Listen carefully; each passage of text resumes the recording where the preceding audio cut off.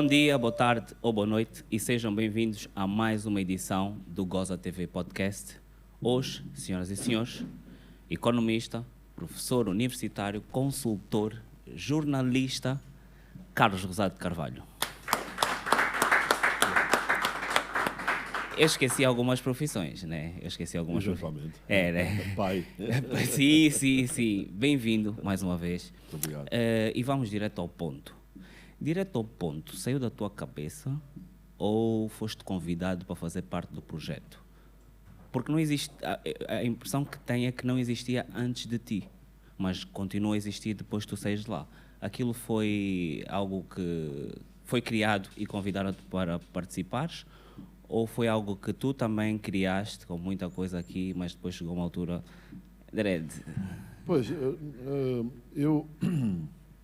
eu creio que foi quando saí da expansão, na altura era presidente o Galeano. O Galeano?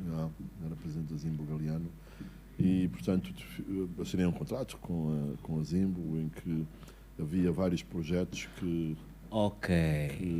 iam sair. Sim, coisas na área da economia.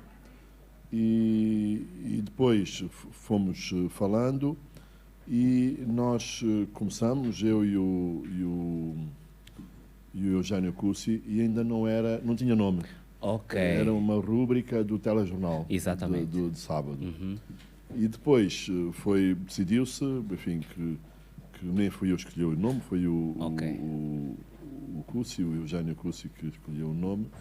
Mas, portanto, aquilo, enfim, era um programa de autor, porque quem escolhia os temas era eu, não é? Eu é que escolhia os temas, o próprio formato que o Direto ao Ponto tinha antes disso, que era exatamente igual. Era uma rúbrica do telejornal em que se falava de economia e que depois, a meio do percurso, enfim, passou a chamar-se Direto ao Ponto. A tua relação com a TV Zimbo atualmente... Não existe. Não existe. Mas não é porque eles foram comidos pelo Estado, é só porque não existe. Não, coincidiu. A minha saída coincidiu com quando o Estado foi para a TV Zimba. Sim, é lá coincidência. Exatamente, nós sabemos. Já pensaste em abrir um canal no YouTube? Epá, eu já pensei em muitas coisas. Eu não tenho espírito empreendedor. Falta nisso. Mas eventualmente poderá haver novidades em breve. Boa. E se houver alguma dificuldade de espaço, estás à vontade. Eu imagino muito, diariamente as pessoas, porque eu acho que tu tens público para isso, diariamente as pessoas das 7 às 8, das 8 às 9, pararem ou estarem a conduzir. Mas as pessoas aturam-me todos os dias no carro.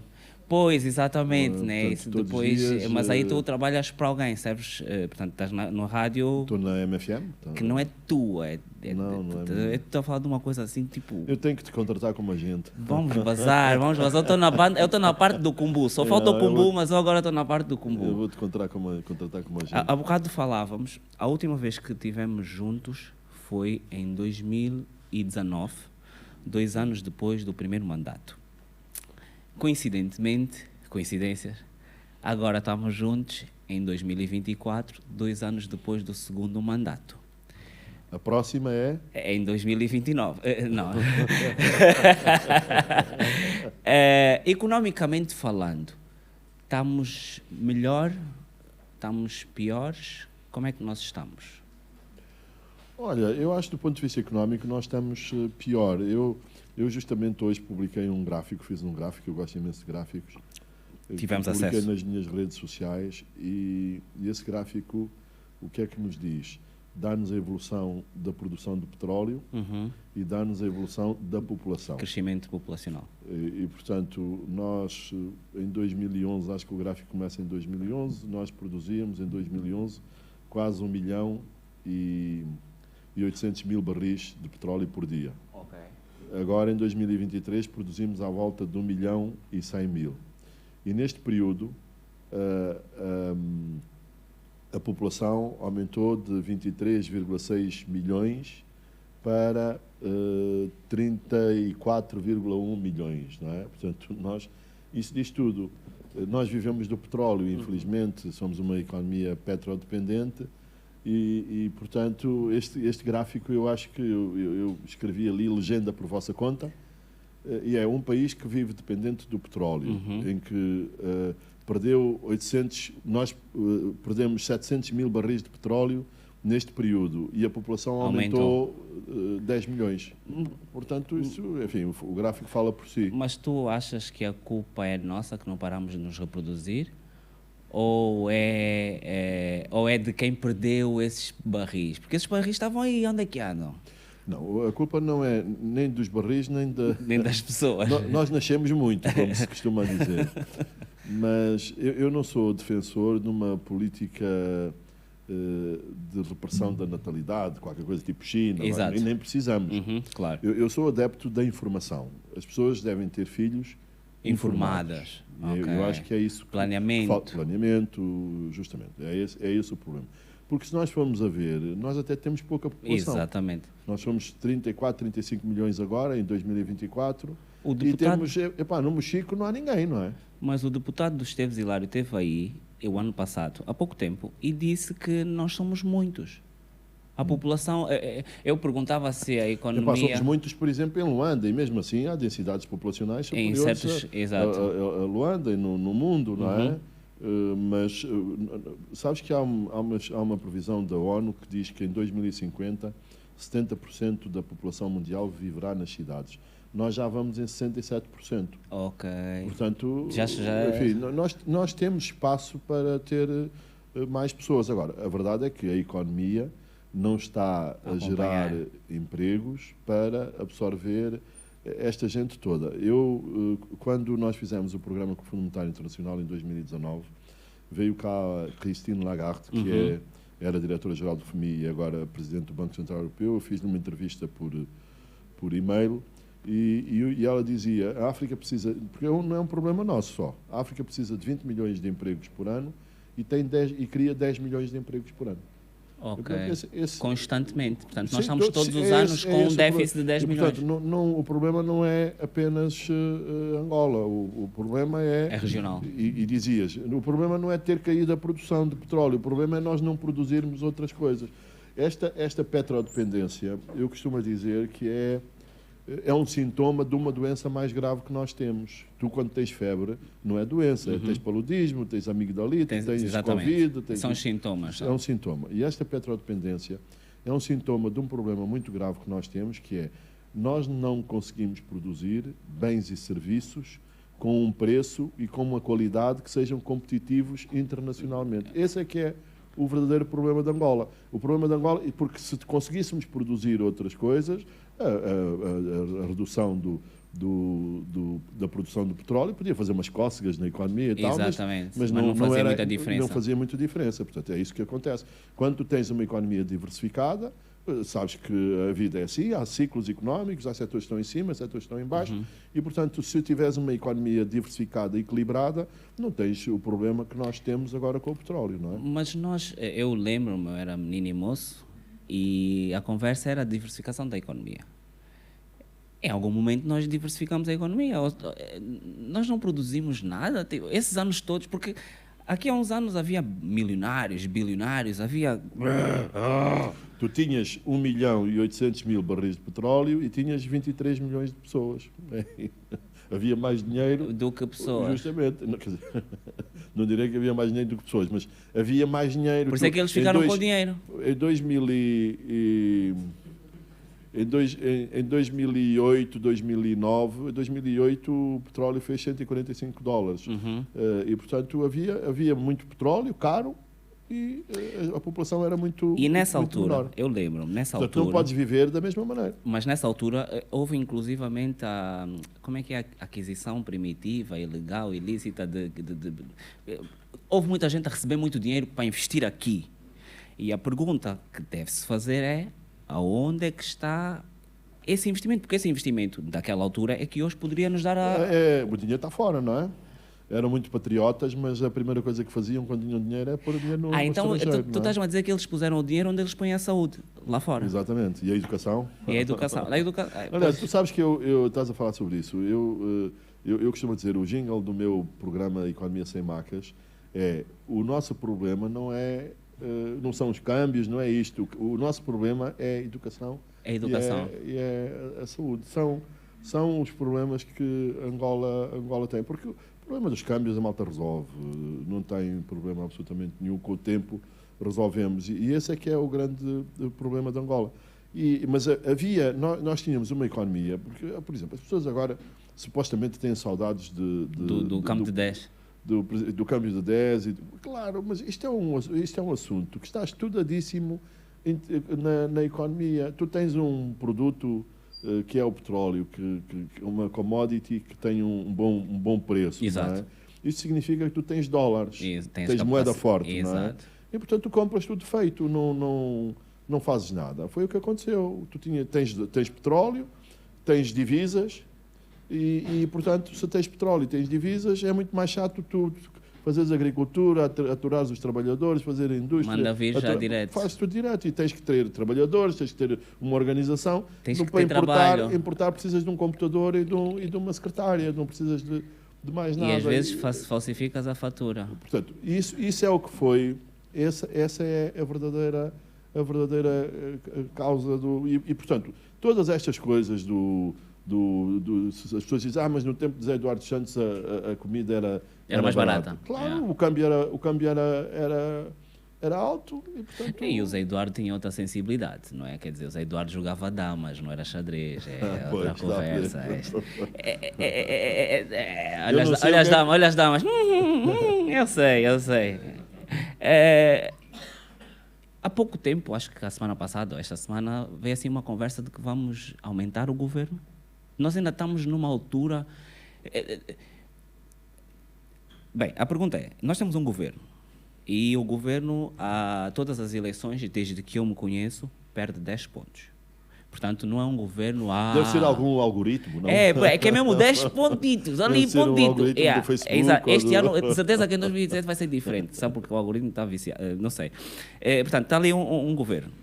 E a pergunta que eu faço é, e eu já vi, portanto, eu sou miúdo, eu já vi para aí 3 ou 4 mudanças de governo aumentou, governo diminuiu, governo aumentou, governo diminuiu, e aparentemente agora vai aumentar outra vez, numa altura em que eu não sei para o que é que o governo está a governar, né? Então, é suposto estar mais leve o governo atualmente do que no primeiro mandato? Pois, o governo agora é relativamente mais pequeno do que era, não é? O atual governo. Mas sabes que não há propriamente nenhuma relação entre a eficiência e o aumento e o tamanho do governo, embora os países mais desenvolvidos tenham governos mais curtos, mais pequenos. Não é? Mas, de facto, não há nenhuma relação. Eu, pessoalmente, prefiro governos mais pequenos porque acho que são mais eficazes, são mais eficientes. Mas o que estava previsto agora era até uma... Enfim, não sei, não ouvi falar do aumento. Havia um papel que circulava e aconteceu recentemente, foi extinto o Ministério da Economia e Planeamento, o Planeamento ficou com o Ministério e a Economia passou para o Ministério da Indústria. Portanto, ficamos iguais. Estava previsto que o turismo passasse também para a Economia e acabasse o Ministério da Juventude e Desportos e que passasse para a Cultura. Portanto, ficaríamos, neste caso, com menos um Ministério. Okay. Mas, portanto, do aumento não ouvi falar, mas repito, eu acho que o problema maior, do ponto de vista do Governo, é que nós devemos ser o país onde há mais remodelações governamentais. Não acredito, quer dizer, não pode haver um país sem que tu percebas... O que é que aconteceu? Ou o levantamento, né? Nós não fazemos levantamento do que é que foi feito para mudar o... Justamente, e depois o ministro que entra esquece tudo o que o outro fez e, portanto, nem é cedo, nem é tarde. Nós precisamos de alguma estabilidade, não é? Quer dizer, as instituições têm que ter alguma estabilidade. E nós temos as duas coisas, ou ficam lá uma data de tempo, ou então são remodelados com muita frequência. A estabilidade das instituições tem a ver com o MPLA. O MPLA é estável. Isto não pode estar em coisa. E as pessoas que normalmente vão liderar as instituições são do MPLA. Portanto, a estabilidade há sempre. Primeiro ponto. Segundo ponto, falaste sobre a economia e planeamento, que eu acho que é uma coisa extremamente importante para nós passarmos assim ao lado, que é, recentemente, nós perdemos um ministro da economia e do planeamento a meio caminho. A pergunta que se faz é, isso quer dizer que o planeamento foi mal feito, porque o ministro do planeamento caiu a meio do caminho. Há qualquer coisa aqui que não deve estar muito... Até o próprio ministro não estava à espera, não sei se ele estava à espera, mas... Tu sabes que a pasta da economia e planeamento era tipo o governo provincial de Luanda, não é? Em termos de como é que se gesta. Exatamente, aquilo está sempre ou então a TAG... Enfim, é trituradora de ministros. Tiveram imensos ministros que saem, a média era 1 ano e pouco. Exato. Exatamente, em termos de permanência no cargo da economia.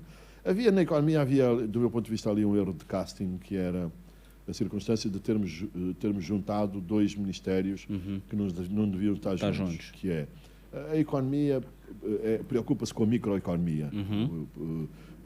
Ambiente de negócios, portanto, esse tipo de coisas. E o planeamento é macro. Exato.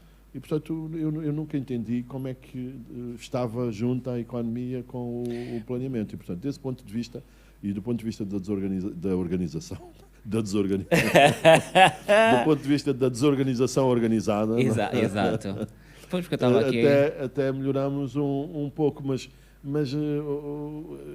eu não consigo entender estas exonerações e nomeações, não consigo perceber. Escapa-me completamente à minha lógica. Ok, então, se essa te escapa, o que fará a do Massano? A pergunta não, porque cá para nós, ser governador do BNA é uma grande cena. É suposto ser uma grande cena. E não é suposto seres do governo, é suposto ser Estado.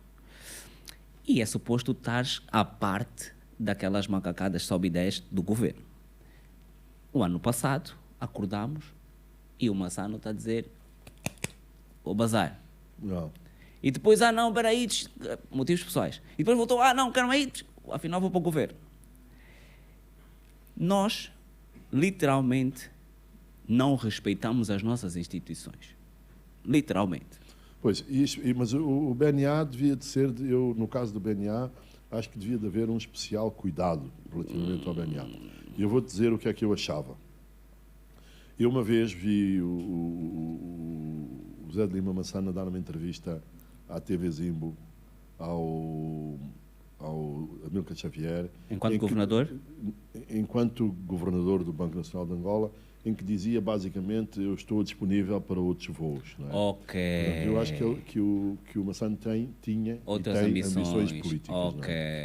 E então o que é que eu achava? Achava que quando fosse o segundo mandato, que coincidia, terminava o primeiro mandato do Presidente, e coincidia com o quê? Também com o fim do mandato do Banco Nacional de Angola. Exatamente, que foi em novembro, o ano passado, há 2 anos. Exato. Em 2022. 22, exatamente. O mandato do Presidente termina em agosto, com as eleições, setembro, e o do Governador era termina dezembro, novembro. Em novembro. Yeah. Então, o que é que eu pensei? Agora, o Massano vai para o Ministro do Estado e da Coordenação Económica. Foi o que eu pensei. Mas depois, como é nomeado governador do Banco Nacional de Angola, eu disse, enfim, com o BNA não se brinca. E, portanto, e ainda por cima, o BNA ia iniciar um novo ciclo, que era um ciclo supostamente de independência, que está na lei e que está até na Constituição. E, portanto, eu pensei que o Massano ia para... Mas, a partir do momento em que é nomeado, eu achei que o Massano ia cumprir o mandato, porque, mais uma vez, é muito importante. O Banco Nacional de Angola também é um triturador de governadores. Os mandatos dos governadores são à volta de 5, 6 anos. Exato. E, portanto, o Massano esteve lá em 2011, não é? Depois entra José Pedro de Moraes, e depois entra o Walter Filipe, e depois entra outra vez O Massano. o Massano, E agora está e depois está outro. Portanto, tu, em 10 anos, não é? Eram dois, na loucura eram dois. Justamente, eram dois. E, portanto, temos aqui, e sobretudo esta nomeação, a última, eu acho que o Massano foi o único governador que houve. As outras pessoas, não sei o que é que foram, mas teve um bom trabalho à frente do Banco Nacional de Angola. Mas, portanto, imagino que tem outras ambições. Só uma questão. Porque para nós, para uma pessoa, acho que normal, no BNA estás ótimo, ganhas muito bem. Não te chateias, não é? Não tens que levar com coisas. E, portanto, agora tinha um estatuto de independência, ou tem um estatuto de independência, se é ou não é, isso é outra conversa. É tipo os tribunais. Mas é o seguinte, mas quem quiser à frente do BNA pode ser independente. Exatamente. Pode ser porque tem os mecanismos legais para houve essa coisa, não sei se era isso que tu estavas a referir, porque na própria exoneração o Presidente começa por dizer que exonerou. Exatamente. O Presidente não pode exonerar o Governador do Banco Nacional de Angola. Mas o Presidente às vezes engana-se, o Presidente é humano. E somos todos. É humano. Somos todos. Falavas do excelente trabalho do Massano, e eu fico com uma dúvida, que foi o Massano que implementou a desdolarização. Foi. E agora vão voltar a fazer a dolarização. Eu espero que não. Mas vão, né? Tipo, acho que é nessa linha. Enfim, não Porque sei, estamos apertados, né? De alguma coisa que fizemos que achávamos que íamos fazer certo e fizemos errado. Não, é o seguinte, em todo o mundo a moeda deve ser a moeda nacional, não é? Claro que sim. Porque isto, se tu tiveres duas moedas, isso complica a gestão da política monetária, não é? Mas tu tens de ter tens uma moeda forte. nacional que tu controlas e tens uma moeda estrangeira, nesse caso o dólar, Exato. que tu não controlas. Exato. Portanto, do meu ponto de vista, está correto essa ideia da desdolarização. Agora, o que se está a falar agora é que as empresas que prestam serviço ao setor petrolífero, as empresas angolanas, residentes cambiais, que prestam serviço ao setor petrolífero, poderão voltar a receber... em dólares. Eu não vejo qual é a vantagem, a não ser para as empresas, não vejo qual é a vantagem disso acontecer. Porque se as empresas também vão receber, porque é que os trabalhadores não vão receber também em dólares? E, portanto, isto é uma coisa que, do meu ponto de vista, só beneficia as empresas que prestam serviço ao setor petrolífero. Embora eu admita aqui uma coisa que é importante. Eu costumo, a uma certa altura, quando foi da desdolarização, eu escrevi um editorial na Expansão que se chamava, ou um sem marcas, que era "Com o petróleo não se brinca". Uhum.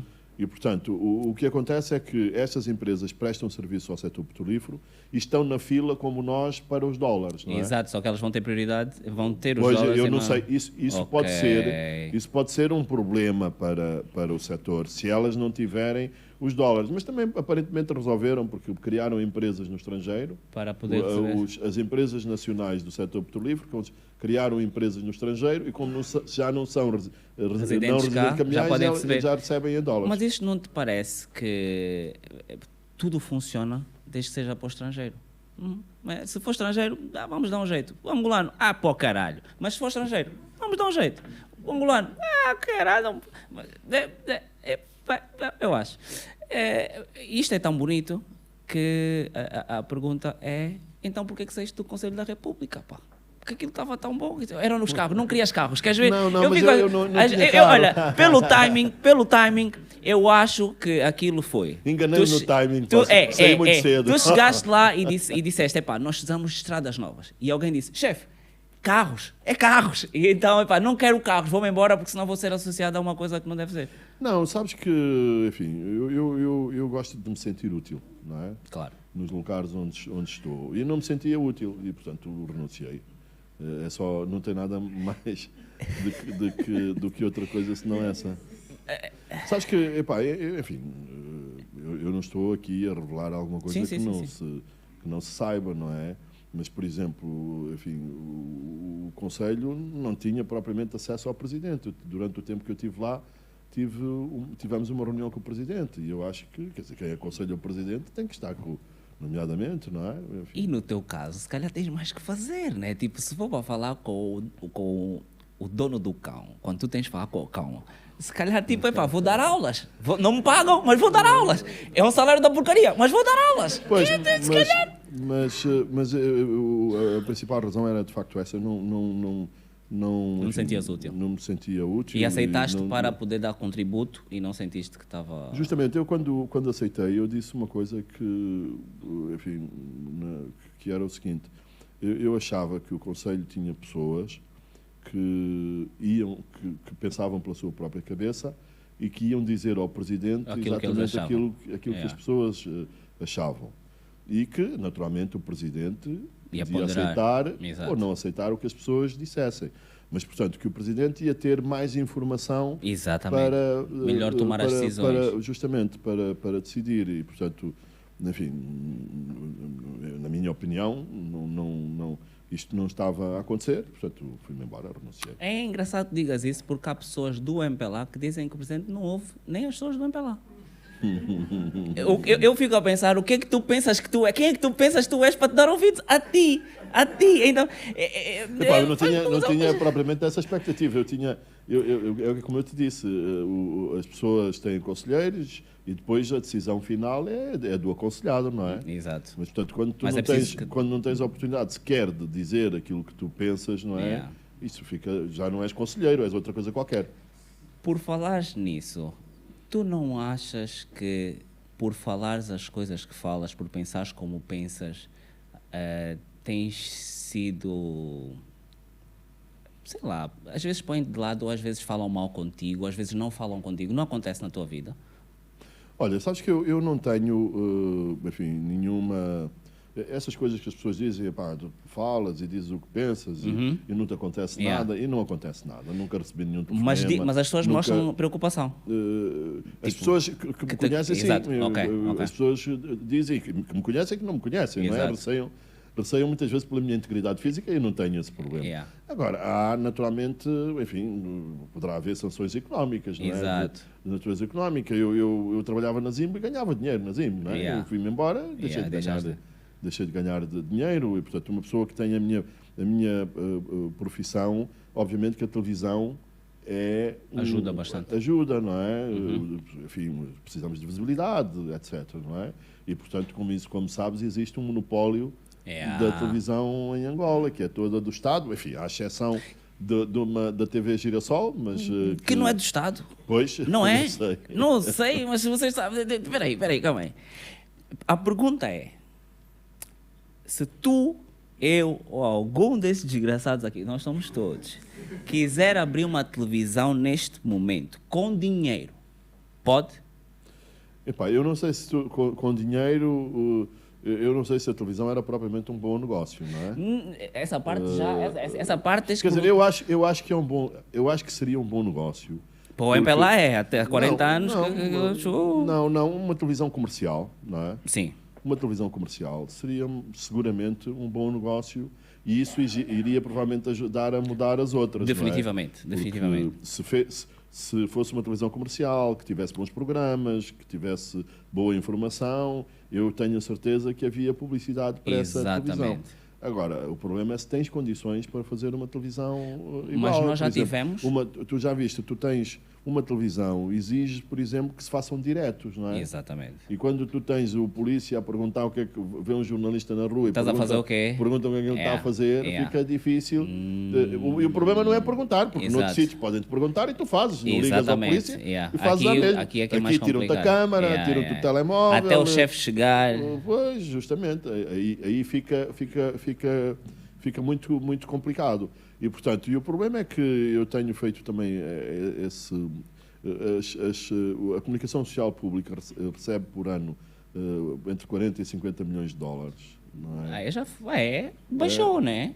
Não eram 300 no tempo do Gracima? Não, também não existe. Não eram 300? Só se fosse milhões de kwanzas. Vê lá que na altura foi o cabo de 10. Em dólares. Em dólares. Eu achava que o que vinha do Gracima não nos atingia porque era assim muita coisa. Mas, não, tinha um orçamento grande, mas não parece que fosse... Não fizeram grande coisa, mas... Mas, portanto, o que existe, há um problema aqui. Eu acho que a situação que nós vivemos, em parte, é também devido à comunicação social que temos. Sim, não é? sim. E, obviamente, que a comunicação social que temos não é por acaso. Tu vais a gente fala muito das redes sociais. As redes sociais são importantes, mas a penetração da internet em Angola é 30%. Exatamente. Dizer, tu vais ao Kimbel, não é? No E Kimbel não ninguém chega. tem... Ou não tem dinheiro para comprar, ou não tem sinal, Exato. ou se tem sinal Não há não tem recarga. saldo, Exato. e se tem saldo não tem tem um telemóvel de botão. yeah. E, portanto, não... E as redes sociais são efetivamente importantes, mas se não passa na televisão não existe. Exatamente. Não é? E, portanto, o Governo vive disso. Ainda a semana passada a UNITA realizou uma coisa numa abertura à rentrée do ano político em Cabinda, o MPLA fez aqui em Luanda, o MPLA foi transmissão direta na televisão, continuou pelos telejornais e da UNITA, não sei, deram 3 ou 4 minutos. Vamos ainda nos dar de bruxos. 20 anos daqui, 10, 5, a UNITA é governo, ou a FENELA, e de repente a TPA já não filma o MPLA, filma a UNITA. E nós vamos criticar a mesma. Imagina! Eu quero lá saber. Mas imagina agora o Rui Falcão. Não nos filmam! Não nos filmam! Tu estás a perceber? Isto aqui não é justo! Não é justo!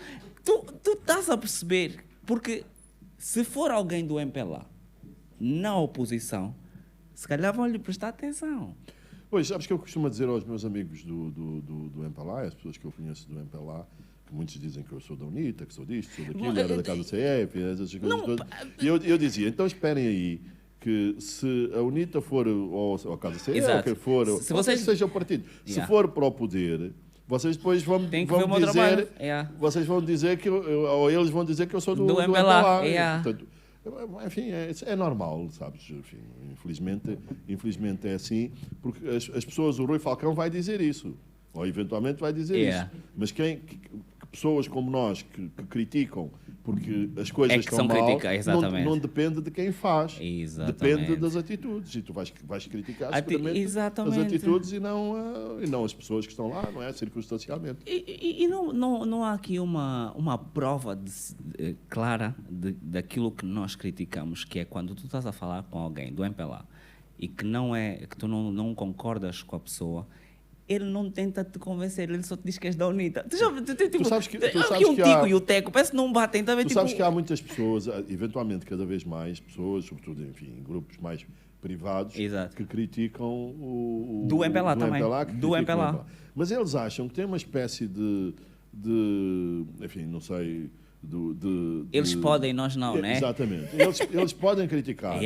E são do MPLA, então tá ajudar bem. o MPLA. Nós não. Mas as pessoas que não são do MPLA e que criticam não têm esse direito de criticar o MPLA. E é engraçado, porque neste momento do João Lourenço, as pessoas que criticam o MPLA são as pessoas do tempo de Zé Eduardo, que roubaram, mas criticam. E podem, mas nós que nos roubamos, espera aí, tu falas muito. Mas eu já tenho aqui uns bilhões na Suíça, mas espera aí. Mas tu vês, eu debati muitas coisas com muita gente ao longo destes anos todos, não é?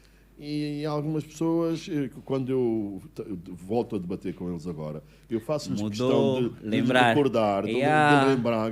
Dizem, Angola não tinha prestígio internacional, estamos a recuperar o prestígio internacional. Eu disse, mas tu nunca disseste isto.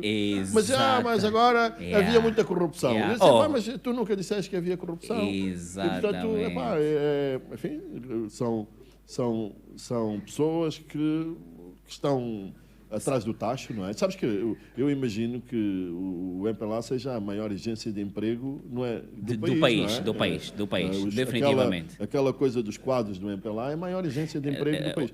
Olha, eu gostei... O call center foi a CNJ aqui há uns anos. Sabes que eu gostei, no discurso do Presidente agora na rentrée política, na abertura do ano político, eu gostei de ouvir o Presidente João Lourenço dizer que nós temos que olhar para o quintal dos outros. Não, vamos lá, eu gostei no sentido de que... Finalmente. A primeira, uma coisa que eu também ouvi o Presidente dizer, que dizia, não, os tipos da oposição no máximo podem aspirar a ser diretor de qualquer coisa. E agora já disse que tem que olhar para o quintal do outro e que... Porque os diretores dele aparentemente não deviam acreditar. Mas depois fala da divisão político-administrativa e diz que temos que formar quadros para ocuparem esses lugares. portanto, quadros do MPLA. Yeah. E, portanto, fiquei um bocadinho... por um lado, gostei de ouvir dizer, e o Presidente reconhecer, que somos todos angolanos, mas ele diz também os patrióticos e patriotas que querem o bem do país e querem que o país vença. Mas, portanto, há aqui, de facto, esse é um dos principais problemas.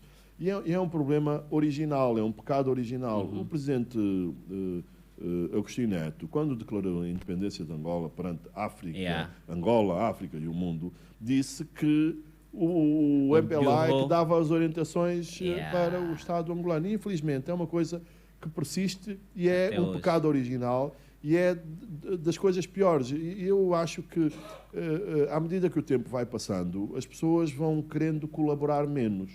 É mais difícil encontrar pessoas que queiram colaborar. Apaixonadas ainda com aquela coisa. Justamente. E esse é um problema. Nós temos, é o seguinte, enfim, quem ganhou, ou pelo menos quem a CNE diz que ganhou as eleições e o Tribunal Constitucional confirmou, foi o MPLA. E, portanto, nós não podemos querer que o MPLA cumpra o programa da UNITA ou de outro partido qualquer. Exatamente. E, portanto, eu acho que cumpram, né? A esse nível faz todo o sentido que os ministros e as pessoas sejam do MPLA. Admito que pudesse haver ali uma maior mescla, a pescar uns independentes e tal, uns que pudessem, competentes, justamente, tecnocratas e tal, mas não é assim. Agora, daí para baixo, eu acho que não faz sentido que os diretores nacionais sejam todos... Eu acho que a coisa mais caricata que existe é Luanda. Luanda, a UNITA supostamente ganhou com 2 terços. E não se passa nada. 2 terços. E é o seguinte, toda a gente é do MPLA, toda a gente que dirige Luanda é do MPLA. É o governador, são os administradores municipais, os administradores comunais. Eu falei de estabilidade. Todas estas coisas. Portanto, do meu ponto de vista, isto não faz sentido, mas é o nosso sistema em que o vencedor fica com tudo, não é? É como se nós tivéssemos um vencedor que ninguém quisesse, né? Basicamente é tipo, porra! Falaste da implementação da nova divisão política administrativa, né? Na teoria e na prática nós vamos ter mais carros, mais combustível e mais despesas de manutenção e instalação a pagar pelo Estado. Será que haverá eficiência? Pois, eu acho que a divisão pública administrativa, independentemente do que é uma desculpa por causa das autarquias, não é? Eu estou sinceramente... Mas é uma desculpa para ganharem mais tempo para poderem formar os militantes do MPLA?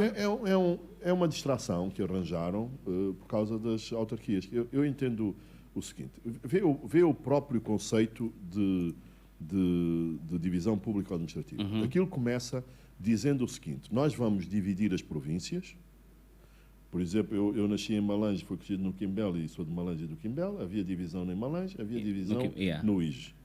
Havia no Mochico, havia no Quando Cubango. Exato. A ideia era mexer nas províncias e deixar os municípios intactos.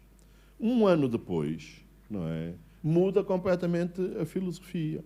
Só se alteram 2 províncias, que é Mochico e Quando Cubango, e criam-se 580 e tal municípios. Depois há uma suposta consulta pública que chega à conclusão que são as províncias, mas em vez de 500 e tal, só entre com as aspas todas, só temos 325 municípios. Mas, portanto, se bem te recordas, a outra... Aquela inicial, que era a divisão das províncias e deixar os municípios intactos, também fizeram consulta pública. E, portanto, a primeira coisa que eu gostava de perceber era qual é o racional, porque é que tanta mudança de repente mesmo no modelo. E é o seguinte, de facto, há uma coisa, um slogan do MPLA, e aliás o Presidente repetiu na abertura do ano político, que diz que a vida faz nos municípios. Como tu sabes, não se faz nada sem dinheiro, não é? Os municípios têm 3,6% do Orçamento Geral do Estado. Como é que a vida se faz nos municípios?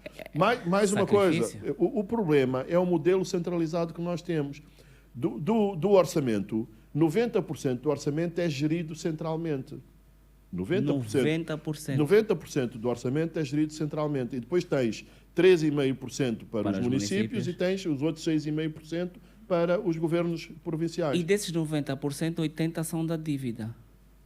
Não, da dívida, quer dizer, a dívida é 60% É do 60%. bolo do bolo Portanto, total. Mas, portanto, tu não podes fazer vida nos municípios. Então, isto vais ter... Será que os municípios vão ter mais dinheiro ou vai ser o mesmo dinheiro distribuído para mais municípios? Justamente. Agora, o que é... A minha opinião sobre a Divisão Pública Administrativa é o seguinte. A Divisão Pública Administrativa tem custos certos e tem benefícios incertos. Porque os custos estão lá. Vais ter mais 161 administradores municipais. Não é? Custos. Vais ter administrações municipais, vais ter essas coisas todas e, portanto, isto é um custo certo. Os benefícios que dizem que é aproximar os serviços das populações. Exatamente. Se não houver dinheiro... Não, e não só. É que tu tens aqui, por exemplo, em Luanda, tu tens serviços próximos da população que estão sem sistema. Essa é outra questão. Portanto, eu acho que a gente devia primeiro melhorar o que tem. Melhorar o que está bom. Olha, já está certo. É o conselheiro. Melhorar o que está bom. Melhorar o que Mas tem. o que é que temos para melhorar? O que é que há? O que é que há para melhorar? Depende. Se vês a TPA, não há nada. Não é? Segundo a TPA, tudo está bom. Não precisas de melhorar nada, né? Eu costumo dizer aos meus amigos o seguinte: eu gostava de saber onde é que é este país da TPA, do Jornal de Angola, para a malta ir lá morar, não é? Eu adorava fazê-lo, não é? Mas infelizmente a realidade é completamente diferente. Eu não sei, enfim, eu acho que há algumas coisas que enfim, nós, por exemplo, não podemos dizer, se formos intelectualmente honestos. Há, de facto, depois do Presidente João Lourenço, há diferenças no combate à corrupção. Infelizmente, só para um lado, não é? Há diferenças ou há melhorias? Há diferenças. Há diferenças e eu acho que há melhorias. Há melhorias no sentido de que, por exemplo, o índice de percepção da corrupção em Angola... Aumentou. Não, agora nós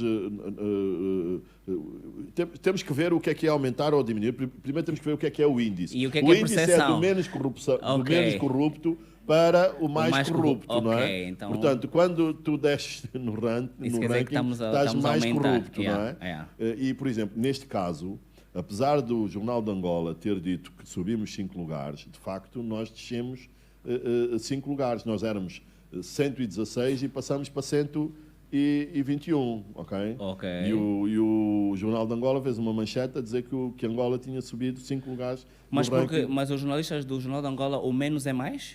Pois, não sei, tens que perguntar. Mas ia-te a dizer, eu acho que o índice de percepção da corrupção, de alguma maneira, revela que houve progressos em Angola no combate à corrupção. Agora, mas nós temos a sensação que não se foi suficientemente longe no combate à corrupção. E, portanto, daí que também houve, com a entrada do Presidente, houve melhorias e depois, de alguma maneira, essas melhorias esbateram-se. E, portanto, quando tu tens problemas na justiça, como nós temos, enfim, fica difícil. Um caso concreto. Tu dizes que estamos a combater a corrupção. Para combater a corrupção é preciso justiça, exatamente. Não é? Preciso tribunais. Exatamente. Os tribunais levam 0,8% do Orçamento Geral do Estado. Houve uma altura, eu agora não tenho feito isso ultimamente, mas havia uma altura em que a Casa de Segurança do Presidente da República tinha mais dinheiro do que todos os tribunais do país. Enfim, tu não consegues combater a corrupção aí. Aliás, em termos de economia e de ambiente de negócios, justamente o índice onde nós estamos pior é justamente a questão relacionada com a justiça, cumprimento dos contratos. E, portanto, temos muitos problemas na justiça. Conhece havia aquela música "Está a falar, não está a falar, está a fazer"? Sim. Aqui é "Está a falar, não está a fazer". É o que nós vemos. É o bungle. Aquele bungle. Ei, meu. Há dias, terça-feira, fui a uma banda no Morro Bento Gamec e a referência da rua é, na esquina tem a sede do MPLA, tem uma sede do MPLA. Eu passei por aquela rua, aquilo estava pior do que o MPLA. Mas estou-te a dizer assim, um nível de nojo que eu pensei, era só um carro que eles dão sei lá quantas pessoas e depois fica parado, vendiam aquele carro, conseguiam remodelar só aquela esquina para ficar uma referência. Só que depois eu pensei, se arranjarem aquilo, depois tem o problema da estrada. E depois tem a estrada, não tem água. E depois naquela banda já não há luz, e depois perdeu a piada. Já não dá, porque depois chega já um momento em que tens que trabalhar. E aparentemente trabalhar já é um mambo que... Falávamos da dívida há bocado.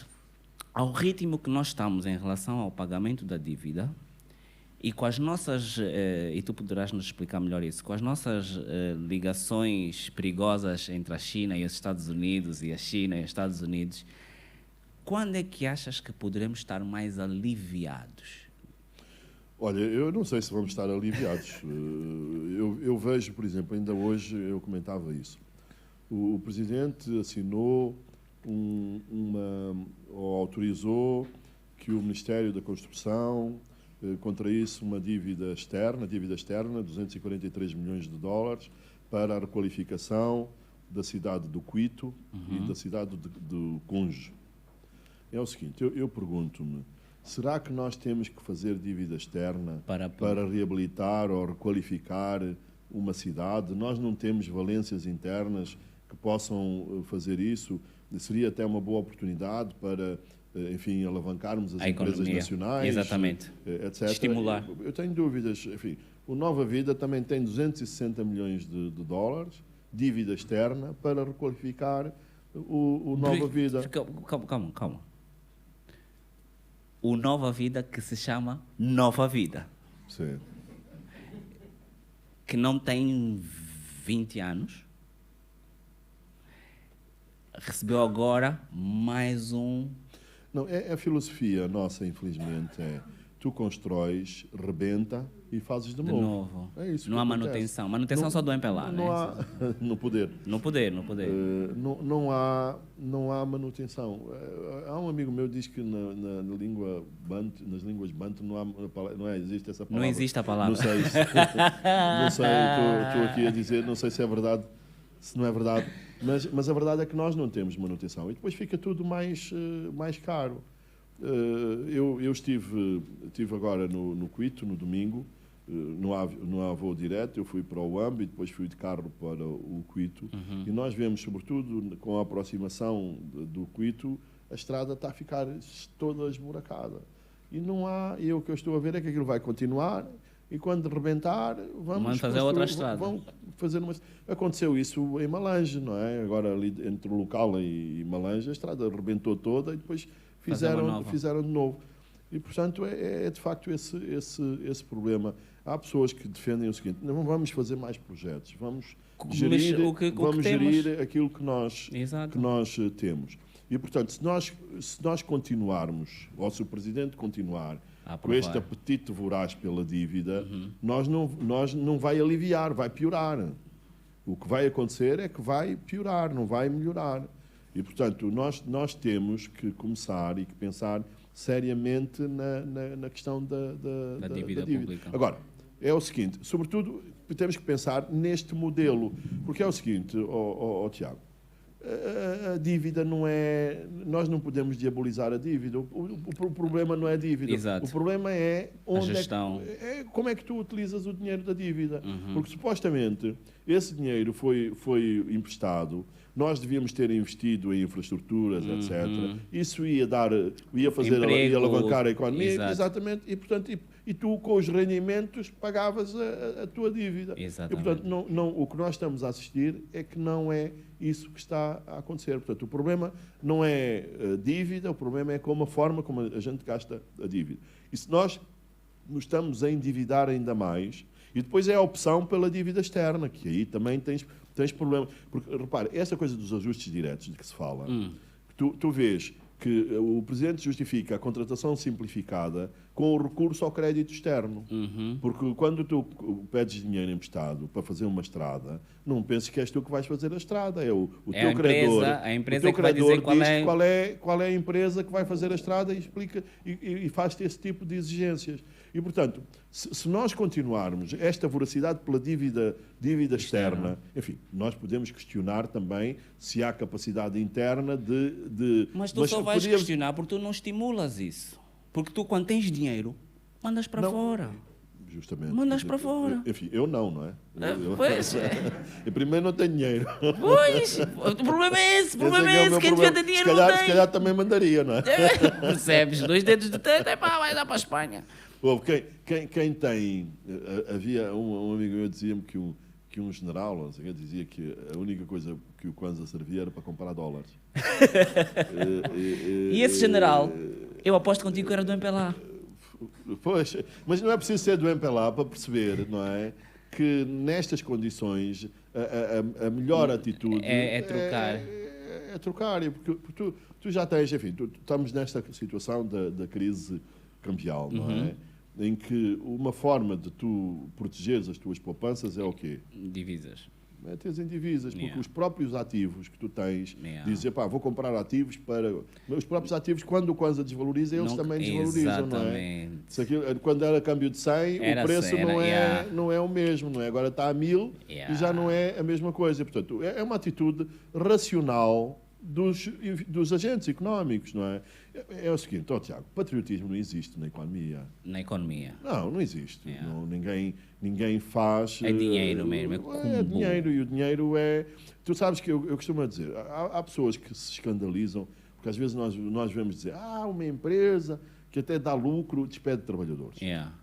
O que é que acontece? Para dar lucro, se calhar vai ter que precisar de despedir alguns. O problema é, se tu dás lucro, tu tens outras empresas que fazem o mesmo que tu, não é? E que tenham mais lucro. E o que é que os teus acionistas vão fazer? Tiram o dinheiro da tua empresa e vão aplicar nas empresas que dá mais lucro. Isto é uma coisa... Por exemplo, nós também, este nosso espírito de bonzinho e tal, perguntas assim, se tu for um pobre e um rico pedir dinheiro ao banco, tu vais cobrar taxa de juros mais alta a quem? Ao pobre. Justamente. Porquê? Por causa do risco. Porque a capacidade dele de devolver o dinheiro é muito menor. Engraçado. E, portanto, este espírito cristão e bonzinho... Foi isso que nos fez nos colonizar. Sabes que outra coisa que eu ouço dizer... Foi a bondade. Que eu ouço dizer e também não tem nada a ver, que é eu estou a estudar para ajudar o país a crescer. Mentira. As pessoas estudam para... Olha a cara deles. Vos aldrabaram também assim, né? As pessoas estudam eu estudei para melhorar a vida deles e a vida das famílias deles. Não. É para o país. Até este momento, a minha cena era o país. Afinal, não.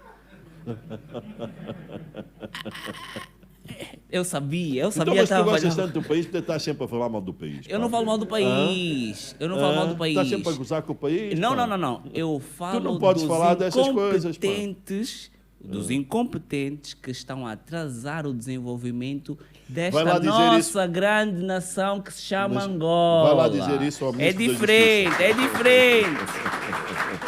Não, o país é maravilhoso. Tira as pessoas, vais ver como é que eu fico bem aqui. O país é maravilhoso. Eu não precisava de Lexus. Está tranquilo. Aquele prédio que desarmaram no juízo, está tranquilo. O Angosat perder, para quê? Não precisa, está tudo bem. São as pessoas, desculpa lá, mas Angola é maravilhosa. Angola, pelo amor de Deus. Vamos voltar a Angola. Eu sei. Vamos voltar, portanto, a Angola. Não vou falar mal da Angola, mas tu estudaste em Portugal. Estudei em Angola também até a 7ª classe. A 7ª classe. Eu estudei a 5ª, depois os professores entraram em greve e eu basei. É engraçado que as pessoas estão em greve até hoje, mas não era sobre isso. Tu estás em Portugal, os teus filhos estudam em Portugal? 2. Exato. Um estuda cá. E achas que os teus netos vão estudar em Portugal ou aqui? Da forma como as coisas estão. Porque eu já ia para os bisnetos, mas passei mais calmo. Eu tenho um filho com 7 anos e quando me vem dizer, é o teu avô. Ok, já tens um neto. Nice. Tu achas que da forma como a coisa está, os teus filhos, os filhos dos teus filhos vão necessariamente não estudar em Angola. Pois, eu infelizmente, se as coisas continuarem como estão, eu acho que eles não vão, quer dizer, porque isto é de outra coisa, não é? Nós queremos o melhor para os nossos filhos, exatamente. Não é? E eventualmente os nossos filhos que depois estudam no estrangeiro e veem as coisas no estrangeiro, eles próprios depois têm alguma relutância em regressar ao país. Mas este é o problema que eu te dizia, ainda bem que trouxeste a conversa para aqui, que é a questão da educação. Há uma coisa, um índice do Banco Mundial, que é o índice de capital humano. Basicamente, este índice diz o seguinte: uma criança de 18 anos, uma criança que nasce agora, qual vai ser o seu potencial em termos de produtividade quando atingir os 18 anos. E esse potencial depende de quê? Depende de como cresces, não é? Se tens boa nutrição, má nutrição. Depende dos anos de escolaridade que tu tens. E quando tens anos de escolaridade, uma coisa pode ser os mesmos anos de escolaridade, mas se estudaste numa escola com 100 crianças ou numa escola com 20, é completamente diferente. E, portanto, o que acontece é o seguinte: o resultado final disso é que uma criança angolana que nasce agora, quando chegar aos 18 anos, vai ter 36% do seu potencial. Eu disse bem, 36% do seu potencial. O potencial é de 0 a 100. Exato. Portanto, o potencial máximo é 100. Exato. Não tens nenhum país, não há nenhum país que atinja os 100. Mas, por exemplo, na América do Norte é 75%. Ok. Portanto, uma criança na América do Norte que nasce tem uma agora, probabilidade... quando chegar aos 18 anos, vai ter 75% do seu potencial. Em Angola temos 36%. E é o seguinte: nós somos, estes 36% são menos do que a média da África subsaariana. São menos do que a média da África. Nós estamos atrás de Moçambique, Cabo Verde, tudo esse... Enfim, eu não sei dizer exatamente, estou a falar em termos médios, não conheço, mas acredito que Cabo Verde seguramente tem um índice de capital humano, relativamente a Moçambique, terei eventualmente mais dúvidas. O nosso índice também é menor do que a média dos países de baixo rendimento. E, portanto, um país assim, Tiago, é um país sem futuro. Mas lá está, mais uma vez aqui, a narrativa é que estamos a investir na educação e que estamos a investir na saúde. Mas depois, na prática, o resultado é esse. Tu, quando eu falava-te e dizia, o problema não é o petróleo, o problema é a falta de competitividade. E, portanto, não tens uma economia competitiva se não tiver capital humano. Se não tens uma economia competitiva, se não tiveres pessoas e essas pessoas tiverem saúde, não é possível. E, portanto, daí... E olha para o Orçamento Geral do Estado mais uma vez. É verdade que, desde que o Presidente João Lourenço chegou em 2017, se eu soubesse que passavas gráficos, tinha trazido mais. Tu tens um gráfico que tem as despesas com a defesa e segurança e com a educação e a saúde juntas. E tu vês que as despesas, em percentagem do total, as despesas com defesa e segurança estavam a diminuir e o peso da educação e da saúde estava a aumentar. Até 2021, praticamente estavam juntos. Em 2022, aumentou outra vez o gap. Eleições. Enfim, vocês precisam de estudar o quê nem de eleições? Precisamos de segurança? Tiago, além disso, tu gastas mais a subsidiar combustíveis do que gastas em educação e saúde. E, portanto, não é possível que um país assim tenha futuro. É necessário. E depois tens mais do que isso. Eu desde 2015, que a primeira vez que fiz uma manchete, estava na expansão, e disse, pela primeira vez, no Orçamento Geral do Estado, pela primeira vez vamos gastar mais em educação e saúde do que defesa e educação. Defesa e segurança. Mas depois o que é que acontece? Na execução acontece o contrário. Percebes? Bungle! Justamente. A execução da educação e saúde fica mais baixa e a execução da defesa e segurança sobe. E tens a mesma coisa com os subsídios aos combustíveis. Não é possível que um país que gasta mais a subsidiar combustíveis vai ter do que a educação e saúde, vai ter. E mesmo assim, nós temos há recomendações internacionais que dizem que os Estados devem gastar 20% em educação e 15% em saúde. Exatamente. São 6,5 os dois. Enfim, depende dos critérios, não é? Depende do que é que tu pões lá. Por exemplo, se puseres a dívida, são 5% saúde, 6% educação, mais ou menos. Mas se retirares a dívida, já tens valores mais próximos dos 12%, 13%. Mas, portanto, o que nós vemos e por isso é que eu digo, o nosso problema é a educação e é a saúde. As pessoas não têm condições. Tu já viste que aqui fala-se em escolas, não é? O governo não é escolas, salas. Salas de aula, Justamente. O que o governo... É construção, justamente, construção. Nós não sabemos sequer quantas crianças nós temos fora do sistema de ensino. E, portanto, se tu não conheces o problema, se tu escondes o problema, não vais encontrar solução para esse problema. Esses programas todos, essas metas todas, eu proponho uma meta muito, muito simples, que é, nós fazemos um inventário das escolas e dizer, olha, nós até 2027, todas as escolas têm que ter uma casa de banho, por exemplo. E ter pelo menos objetivos concretos. Até 2027, nós vamos ter escolas com no máximo 50 alunos, ou o número de escolas, quer dizer, esse tipo de metas, e tu não tens esse tipo de metas. Portanto, e pelo contrário, aquilo que nós sentimos, e aí volta o crescimento da população. O crescimento da população a MACA não é só a economia, a MACA é também o sistema, quer de saúde, quer de educação, que não estão preparados para absorver, para lidar com as taxas de aumento da população que nós temos. E isso não há solução se não investir mais. E é o seguinte, ainda a propósito da dívida, eu não acredito que haja um país que se nós tivermos um bom governo, uma boa governação, eu acredito que é fácil nós arranjarmos financiamento internacional. Da forma como está feito o nosso sistema, nem é tanto um bom governo, é só um presidente, porque aparentemente é uma pessoa que manda em quase tudo. Se nós tivermos, imagina que nós temos um presidente e que está doente e vai ao hospital público. Para já, no dia, ele está doente hoje. Amanhã era já remodelação em todos os hospitais públicos aqui, que era só para ele chegar, né, para inglês ver. Depois lá dentro logo se via. Os meus filhos agora só estudam em escola pública. E as escolas públicas, para já, iam começar a ter professores a receber dignamente, iam ter escolas públicas e casa de banho e água. Porque às vezes nós estamos a falar, mas às vezes falta água. Tiago, pelas piores razões, nós ficamos a saber onde nasceram os netos do presidente. Pelas piores razões. Porque ele foi de férias com o nosso dinheiro. É isso que estás a querer dizer. Por piores razões. Eu é que paguei, está tudo bem. Vai lá de férias. 7 chelas. Isto diz tudo, não é? Diz tudo sobre as pessoas que têm dinheiro e que podem fazê-lo, não nascem em Angola. Vão nascer e agora, e também não se morrem em Angola, quer dizer, enfim, também não se morrem em Angola, não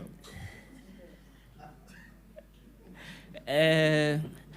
Falávamos sobre, em 2022, ter havido um aumento no orçamento da defesa. E calhou de ser ano das eleições, inclusivamente até vimos caminhões blindados na CNE, mas era só para controlar. Há alguma explicação socioeconômica que explica o presidente ter perdido na sua Assembleia de Voto, que até é na cidade alta? Pois, não sei, enfim. Aquilo, houve os tais 10%, o algoritmo dá 10%, não é? Dá 10 pontos percentuais. Mas, portanto, nós vemos, e esse é outro problema, nós estamos aqui, estamos a falar, de alguma maneira, estamos a especular, não é? Sim, sim. Nós vimos a Folha, nós tivemos acesso. Sim, lá, eu não sei, supostamente, tu votas lá? Não. É o seguinte, eu fui observador eleitoral. Eu observei na Nova Vida as eleições. Eu tinha uma mesa, tinha uma assembleia de voto onde fiquei e andei a circular pelas diferentes assembleias. A lei diz que as assembleias têm que afixar as atas no eu assisti às votações, à contagem dos votos todas e garanto, Tiago, não há problema na contagem. Não há problema na contagem. Eles estão todos de acordo. Os votos em branco, aqueles votos que a cruz ficou assim um bocadinho mais ao lado, Não houve sequer uma questão. Yeah. Não houve uma questão. E depois aproximou-se a hora do jantar e depois até disse, não, vai jantar, como eu moro lá ao pé, vai jantar e depois venha cá e tal, não sei o quê. Quando eu voltei, já estava tudo fechado. Estava tudo fechado, já não havia, e as atas não foram afixadas. Ei, caralho. E agora é o seguinte, Tiago, a UNITA publicou uma série de atas na muito e eu mal, digo-te, eu tomei nota dos resultados das diferentes mesas. Yeah. E coincidiram exatamente com os da UNITA. Eu fui observador e nós não observamos só Luanda, observamos Bengo, observamos várias. É óbvio que a percentagem. E eu digo-te que os resultados das nossas observações, eram resultados diferentes daqueles que foram publicados, nomeadamente, por exemplo, no Bengo.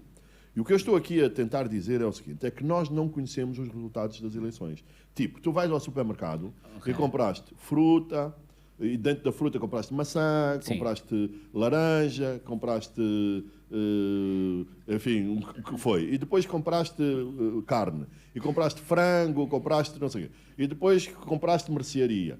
E quando vais ao fim, eles só te dão... Você comprou isto de fruta, comprou isto de carne e comprou isto de mercearia. Ou seja, tu nem te dás ao trabalho de conhecer... Não conheces as parcelas. Tu não conheces as parcelas. Como esta gente não sabe fazer contas, não é? Eu não sei se não se enganaram nas somas, não é? E, portanto, eu queria ter acesso às... Fazes tua conta, né? Que era o que eu gosto de fazer, a transparência, não é? né? Eu gosto de... Se eu for ao supermercado e me fizerem isso, eu disse, não Espera aceito. aí, deixa fazer a... Eu tenho que levar as parcelas todas.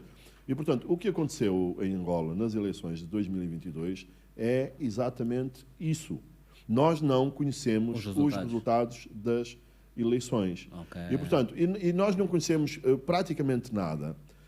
Uma das coisas que... E isso, Tiago, é até para estudos académicos, não é? Tu queres ver esse tal algoritmo que dá os 10 pontos percentuais, tu queres ver quais foram as deslocações de voto, não é? Exatamente. Como saiu daqui, foi para ali, como é que foi em Malange. Até para nas próximas eleições perceber onde é que tu tens que chegar mais para recuperar os teus...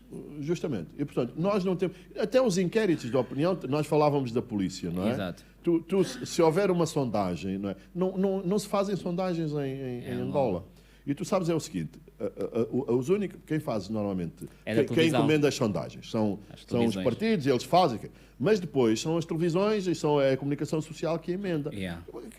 Aqui em Angola, os únicos que têm dinheiro para mandar fazer as sondagens são os órgãos públicos, não é? Que são aquilo que nós já falamos. E, portanto, chegamos a uma situação em que nós, de facto, há muito pouca falta de transparência. É verdade, nós somos livres de votar. Ninguém está lá a ver onde é que tu votas, embora algumas pessoas até... Isso não é problema. Eu verifiquei isto. Na contagem também não há problema absolutamente nenhum. O problema está onde? No apuramento. E agora, em 2022, foi decidido que não há apuramento municipal. E, portanto, só há ao nível das províncias e depois dizem-nos que aquele foi o resultado. E, portanto, temos aqui um grave problema de democracia. Aliás, eu, venho às vezes...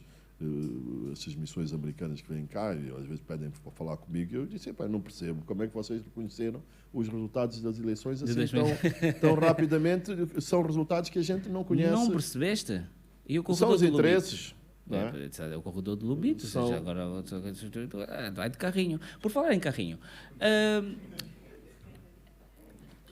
o que é que tu achas dessas empresas que com este presidente, porque nós já vimos empresas semelhantes no tempo de Zé Eduardo e o que é que aconteceu com elas. O que é que tu achas dessas empresas que no tempo do João Lourenço estão a receber carradas e carradas de adjudicações diretas, no sentido de, e se o próximo presidente chegar e começar a dizer justifica? Pois, eu, no lugar deles, arranjava boas justificações, não é? Porque é os documentos, né? O decreto não tem nada a ver com isso. Pois, eu sou um adepto da transparência e acho, por exemplo, que esses grupos deviam ter um comportamento como se fossem empresas cotadas em bolsa. Como tu sabes, as empresas cotadas em bolsa têm que ser transparentes, são obrigadas a publicar relatórios, a fazer essas coisas todas. E, portanto, eu acho que uma das primeiras defesas dessas empresas, por causa das suspeitas, é justamente prestarem contas. Exato. Para que nós vejamos... E elas têm que, naturalmente, saber gerir muito bem esse risco. Eu acho que foi isso que, por exemplo, que a Isabel dos Santos não fez. Não geriu. Qual era o principal risco de Isabel dos Santos? Era que o pai dela saísse do poder. Exatamente. E que ela passasse a ser uma empresária normal. Não com aqueles, enfim, privilégios todos. E eu, do meu ponto de vista, ela não soube gerir este risco. E, portanto, estas empresas que estão sob suspeita, que a gente, enfim, não sabe exatamente o que é que se passa, a melhor forma delas protegerem disso é justamente a de quê? É de prestarem contas, de apresentarem todos os anos contas e nós percebermos porque é que estão a ganhar dinheiro. Tu, quando apresentas contas, tu, por exemplo, tens que dizer quais são as dívidas que tu tens. Enfim, tens que falar dos financiamentos, tens que falar dessas coisas todas. E, portanto, é esse o grande problema que nós temos em Angola. Falta de transparência, falta de prestação de contas. É o caso do orçamento. Sabes que o orçamento, que é aquilo que é mais discutido, aliás, nós estamos aqui a falar do orçamento, mas as pessoas não devem falar do orçamento quando existe a proposta, mas fundamentalmente devem falar da execução, que é o que interessa. Exato. O OGE é dizer, olha, eu vou gastar dinheiro aqui e vou receber dali. E depois a execução diz-te onde tu gastaste efetivamente e de onde recebeste. Exato. Por isso é que muitas vezes tu vês, e é frequente, a mesma despesa aparece em não sei quantos orçamentos. 3 ou 4. Pois, isso não quer dizer necessariamente fraude, pode querer dizer que é uma despesa que não foi executada no orçamento anterior. Mas portanto, como nós não sabemos... Achamos que é fraude, principalmente quando vemos o estádio que já está montado. Mas tu sabes o que é que acontece com a discussão? Esta execução é a conta geral do Estado, chama-se assim. Ok. Portanto, quando o ano termina o orçamento e o orçamento passa a chamar-se conta geral do Estado. Por exemplo, aqui a conta geral do Estado de 2022. Não é de 23, de 2022. Exato. Supostamente, essa conta só vai ser discutida na Assembleia Nacional, sabes quando? Em junho de 2023. Portanto, 24. Isto é, 18 meses depois de encerrado o ano. Quem é que liga a isso? Quem é que discute? Ninguém discute, ninguém fala sobre isso. Já está feito, não podes fazer nada. E, portanto, isto também, eu imagino que não seja propriamente por acaso. O que nós temos que fazer é ter prazos mais exigentes. Justiça. Mas há outras coisas que a lei não é para cumprir. E do orçamento. É o seguinte, sabes que o poder orçamental é da Assembleia Nacional.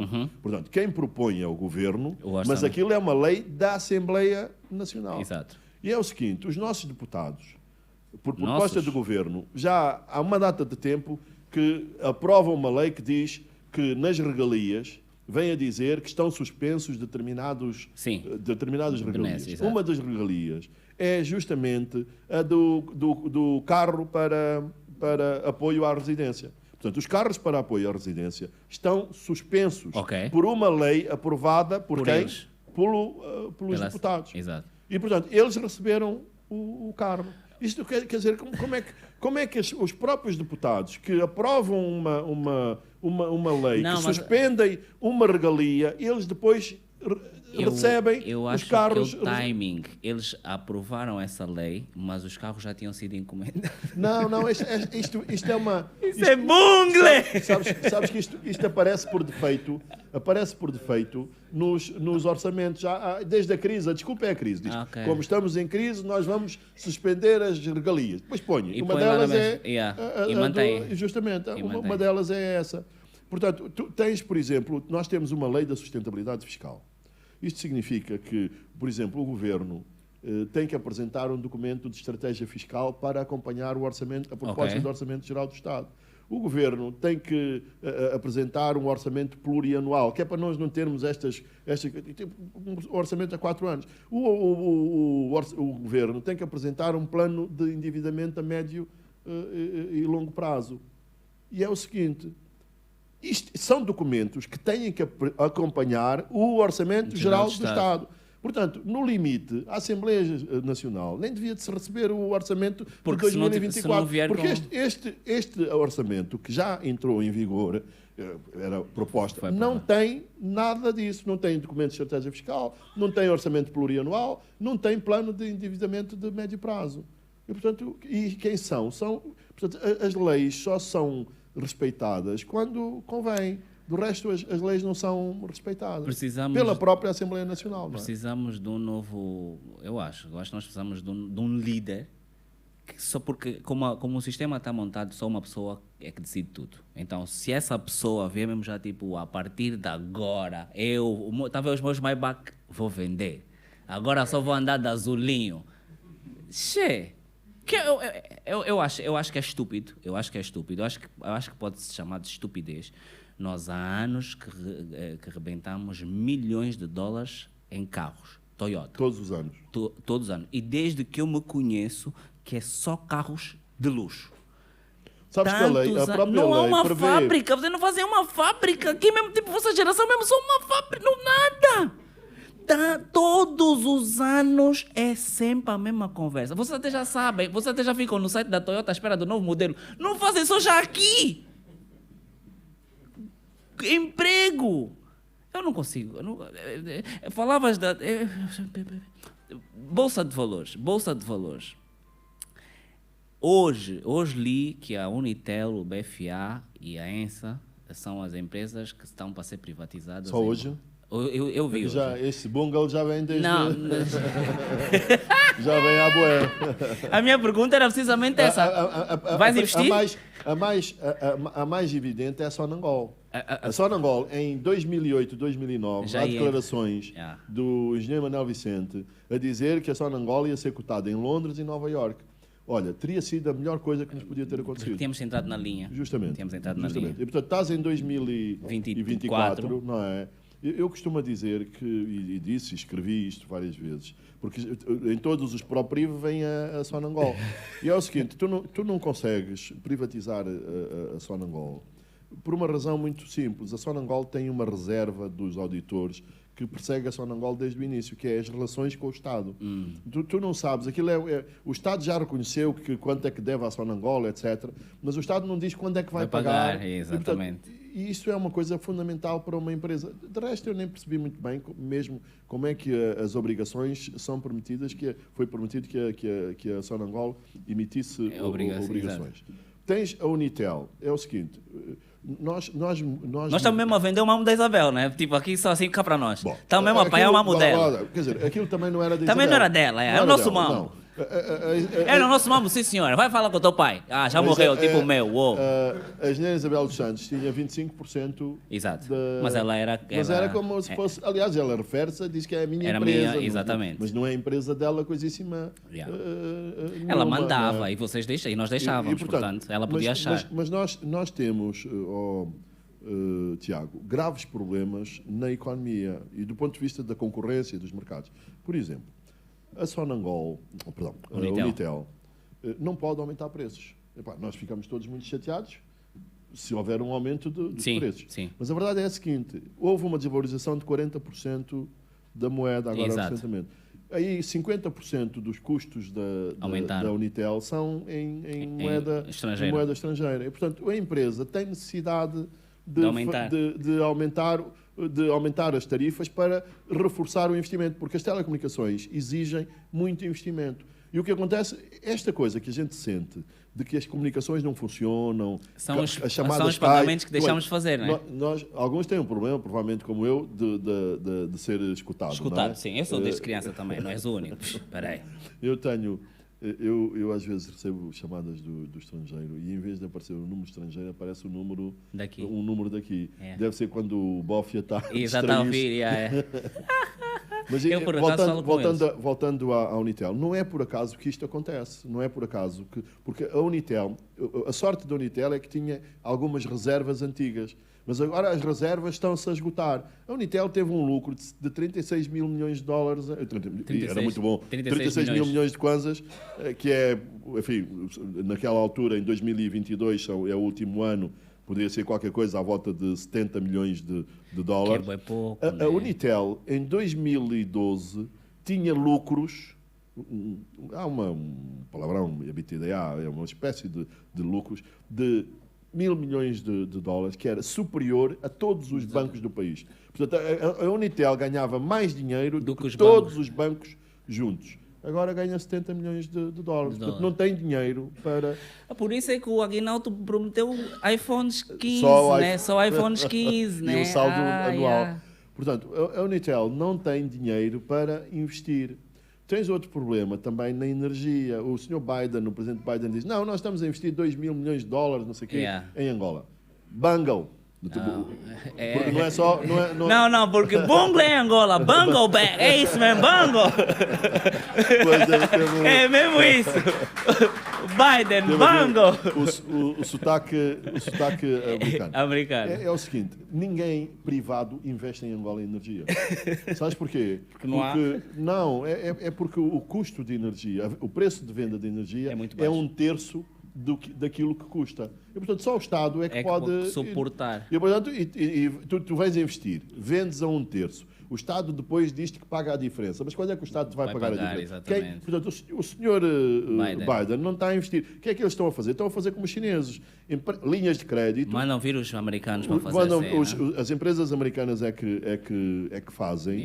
E é exatamente... E, portanto, enfim, é um receio que eu tenho relativamente a esta cooperação com os Estados Unidos. É que se o modelo é o mesmo, se o modelo é o modelo de linhas de crédito, não há transferência de tecnologia, não há transferência de know-how, não há transferência de gestão. Há estabilidade na incompetência do MPLA. Pois. Estamos a falar disso até agora, é verdade. Sempre, isso é uma coisa que nos persegue. Estou a fechar, já está tarde, eu sei, tenham calma. Rápido, trabalhaste para o Expansão. Deves ter servido um dos irmãos Madaleno. E viste a pouca vergonha aqui há umas semanas do ataque à redação do Novo Jornal. Claramente que a comunicação vai mal em Angola. Tu achas que, enquanto jornalista, ainda há jornais privados? Bom, há esses dois, não é? Eu acho que o grupo do Novo Jornal e do Expansão, independentemente dos problemas que possam ter, são uma ilha, são o oásis na comunicação social em Angola. São os sítios onde se faz um jornalismo respeitando minimamente os princípios do jornalismo. Porque estes sites que nós vemos, tu nem sabes, de onde é que vem? Não tem sequer um contacto, não é?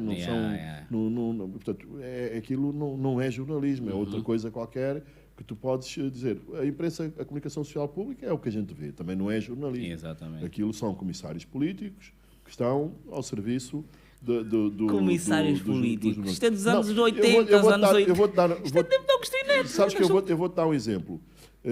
Quando foram tomados os diferentes ativos, as diferentes empresas, pelo menos inicialmente, não mudaram os conselhos de administração. Os conselhos de administração continuaram lá. Qual foi as únicas empresas que mudaram logo os conselhos de administração? Foi as empresas de comunicação social. Na comunicação social mudou a administração. Nas outras empresas não se mudou a administração. E, portanto, eu creio até que, independentemente da disputa entre os dois irmãos, há aqui uma coisa que eu penso até que o Álvaro Sobrinho está, enfim, a fazer mal, porque está a desvalorizar o ativo dele, não é? Ele tem um ativo, que é o Jornal de Angola. Mas tu sabes que a melhor resposta a tudo isto é a circunstância do Novo Jornal continuar a sair. Exatamente. Portanto, tipo nada, estão mesmo ali a queimar e tal, mas estão a continuar a sair. E eu acho e eu espero que continuem a sair, quer o Novo Jornal, quer o Expansão. São os dois únicos jornais impressos do país. Quer dizer, é uma coisa verdadeiramente incrível. Pobre. Dizer, qualquer... E não chegam a todo o país, portanto é pobre. Justamente. E, portanto, eu espero que haja aqui enfim, por acaso até ao momento tem havido, não há problema com a Expansão, o problema aparentemente restringe-se só ao Novo Jornal, E, portanto, a circunstância do jornal continuar a sair é o melhor exemplo. Agora, eu receio que, não sei se isto se enquadra ou não, mas tu sabes qual é a tática aqui, que é compras e para depois fechar, não Angolense, sim, aliás... E, portanto, eu tenho algum receio que este filme que a gente já conhece se possa repetir e, portanto, que as únicas... Tu na rádio tens talvez mais... liberdade. Um bocadinho mais de liberdade. Tens Sim. MFM, tens Essencial, tens...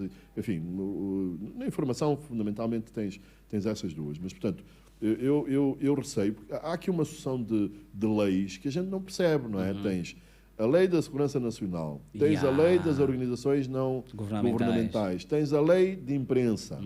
Portanto, eu não sei o que é que nos espera. E, portanto, são tudo coisas que estão a ser feitas sem que haja debates, sem que haja discussão, sem que haja um bocadinho à socapa, não é? Nos bastidores. Por exemplo, esta Lei da Segurança Nacional, que eu, enfim, não conheço o suficiente, mas fico com medo com aquilo que eu ouço que pode ser. E, portanto, isso não é assim. Não há problema nenhum que esclareçam as pessoas. Exatamente. Nós somos pessoas minimamente inteligentes e nós vamos perceber os argumentos de cada uma das partes e tentar perceber se vão mesmo poder desligar o sinal da internet ou não. Porque, eventualmente, em todo o mundo pode ser assim. Exatamente. Mas há justificações, agora, não é? Sim. E quem é que tem o poder de desligar a internet? Se aquilo é feito com uma autorização do juiz, a Assembleia declarou o estado de emergência, qualquer coisa do género. E, portanto, depende da forma como as coisas são feitas. E, portanto, tens essa lei de imprensa também, que é uma situação que me preocupa. E, portanto, nós são alguns indícios de que nós poderemos estar aqui no terceiro mandato em 2029. 27. Não, eu venho cá 2 anos depois das Exatamente, eleições, vamos estar a conversar no terceiro mandato do tão convidados, 2029. Para fechar, até porque já está na hora, novo aeroporto. Tu estiveste lá, eu infelizmente não fui convidado, mas tu estiveste lá e tu viste e disseste alguns comentários. E foste mal interpretado, como sempre és ou é qualquer pessoa neste país, quando uma pessoa não diz sim, chefe. Passou bué de tempo, já te disseram que ia inaugurar não sei quantas vezes, aparentemente já saiu lá um voo de carga, não sei se já saiu o segundo. Já temos dados económicos referentes àquela obra, porque houve um momento em que parecia que aquilo tinha custado 6 bilhões, mas depois esqueceram-se de mais 2 ou 3 bilhões. Pois, não sabemos. Eu quando estava no Expansão fizemos um trabalho que era assim. Fomos ao Diário da República e procuramos tudo o que tinha novo aeroporto internacional de Luanda. E somamos tudo. E chegamos a 6 mil milhões de dólares. Isso foi há quantos 6 anos? mil, não sei, talvez 2017, 16, mas não tenho a certeza. 6 mil milhões de dólares. Em 2017. Sim. Agora, o governo diz que custou 3 mil milhões. Mas repara, enfim, há justificação. Porque estes 6 mil milhões considerava todos os acessos, tudo o que dizia a estrada, não sei das quantas, que vai ao novo aeroporto. E que a gente não foi considerou. Feito. Pois, eventualmente. Portanto,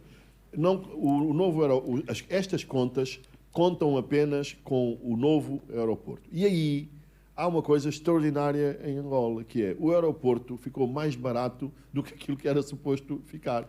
Porque o contrato que existia, acho que era de 4 mil milhões de dólares e ficou a 3 mil milhões de dólares. Não, vocês são más, sim, Portanto, as contas oficiais são essas, de acordo com as contas oficiais. O aeroporto deve ter sido a única obra em Angola que ficou mais barato do que estava inicialmente previsto. Mas, portanto, o que existe é isto, 6 mil milhões. Mas é o seguinte, o custo que aquilo teve... Mas o problema do novo aeroporto, eu acho que toda a gente está de acordo que nós precisamos de um novo aeroporto. Não, acho que há pouca gente... Agora, nem sei se novo aeroporto, porque há quem defenda a remodelação do 4 de fevereiro. A remodelação do 4 de fevereiro. Mas aquilo está tão emaranhado, com as casas todas em cima. Enfim, não sei se é possível. Já estiveste lá numa casa de banho? Diz? Limpa? Não. A casa de banho já tive. Estou à procura. E então, o problema é que este aeroporto não tem sequer 2 milhões de passageiros. O atual. E nós precisamos de 15 e nós lá em fizemos um aeroporto com 15 milhões de passageiros. Eu fiz um gráfico também que eu publiquei. E as minhas contas, de acordo com as previsões da IATA, que é quem faz as previsões em matéria de tráfego aéreo, eu cheguei à conclusão. Estás a ver? Olha aquela dos municípios. Sim, é o que nós estamos a falar. Isto aqui, é isto. Estás a ver? Nós, supostamente, de acordo com as previsões, no melhor cenário, atingiremos a capacidade máxima em 2055. Não, o melhor cenário é, o melhor 2055. Cenário é 2055. E o pior é 2090. É o seguinte, Tiago, nós não podemos construir um aeroporto um ano depois de a capacidade ser atingida. Mas, claro, pelo amor de Deus... Mas 100 anos depois também fica... E por isso é que eu digo que aquilo é um elefante branco. Nós vamos ter problemas, nós vamos ter... Lá está. Ou não mantemos, ignoramos a manutenção. Exato. Ou então isto vai nos custar muito dinheiro até 2040 pelo menos, não é? Porque todas as coisas têm um ponto morto, um break-even point, exato, a partir do qual nós conseguimos... E, portanto, se nós fazemos... Se nós... Aquilo haveria outras soluções, que era construir por fases, por exemplo, não é? Ninguém se atreve, ninguém faz... Mas nós construímos por fases, porque era para acabar em 2011, acabou em 2023. Pois. Sabes que foi uma fase. Isto começou em 2000 a decisão é antes, não é? Mas é 2006, 2007. E em 2011 já está pronto. Justamente, por aí. Várias vezes, aquilo teve várias vezes para estar pronto. E finalmente está pronto, mas não tem tráfego, não é? E não deixam entrar, se fores lá assim, tipo, tu não sei, pois, VIP, mas eu se for lá, por exemplo, uma pessoa normal já tentaram ir e não podem, não têm acesso. E tipo, o aeroporto é meu, o dinheiro é meu, como é que é possível? Justamente, portanto, esta é uma questão, Tiago, de prioridades, não é? Nós temos um problema enorme em estabelecer este nós majestático, não é? Ou eles têm um problema enorme em estabelecer prioridades. E esse é que é um dos nossos principais problemas, porque nós temos que saber estabelecer as prioridades. Por exemplo, na saúde, se tu falares com os especialistas, eles dizem: a malta não precisa de hospitais grandes, precisamos. Mas o que é mais importante são os centros de saúde próximos das pessoas, para evitar que as pessoas depois vão aos hospitais grandes. Exatamente. Esse é que é... Agora, tens um problema, é que um centro de saúde, se calhar custa $10 mil ou outra coisa qualquer. E, portanto, esta malta gosta de obras grandes que dão as comissões. Eles nem conseguem perceber esse é que é o grande problema. Não inaugurando obras grandes, mas fazendo uma boa manutenção das pequenas, tu vais ter mais saúde. E tendo mais saúde, tu tens pessoas mais dispostas e disponíveis para tu continuares a mentir. Para continuares no poder. Mas esse é o problema, é que não precisas de ganhar eleições verdadeiramente. Exatamente. Para continuares no poder. Por isso é que as prioridades estão, de alguma maneira, invertidas, não é? É o problema. Eu percebi porque é que nós só falamos de 5 em 5 anos, porque senão não ia aguentar. É trágico, é trágico. Senhoras e senhores, Carlos Rosado Carvalho. Obrigado. Temos questões? 1, 2, 3, 4, 5 e that's it. Vocês têm mais que fazer e eu também. Vamos começar aqui de baixo, por favor. É só mesmo uma, porque somos muitos. Yeah? Ok, muito obrigado. Vê só... Não, vais continuar aí, nós temos de trabalhar porque nós vamos buscar pessoal a Zap e às vezes da bandeira. Exatamente. Carlos Rosado, muito obrigado. Já agora, parabéns pelo seu trabalho. Queria saber como é ser um economista autêntico num país em que os especialistas são levados pelo vento. E já aproveitando, também queria saber, se for convidado a fazer parte do Executivo como Ministro da Economia ou Planeamento, o que farias para deixar o seu legado? Muito obrigado.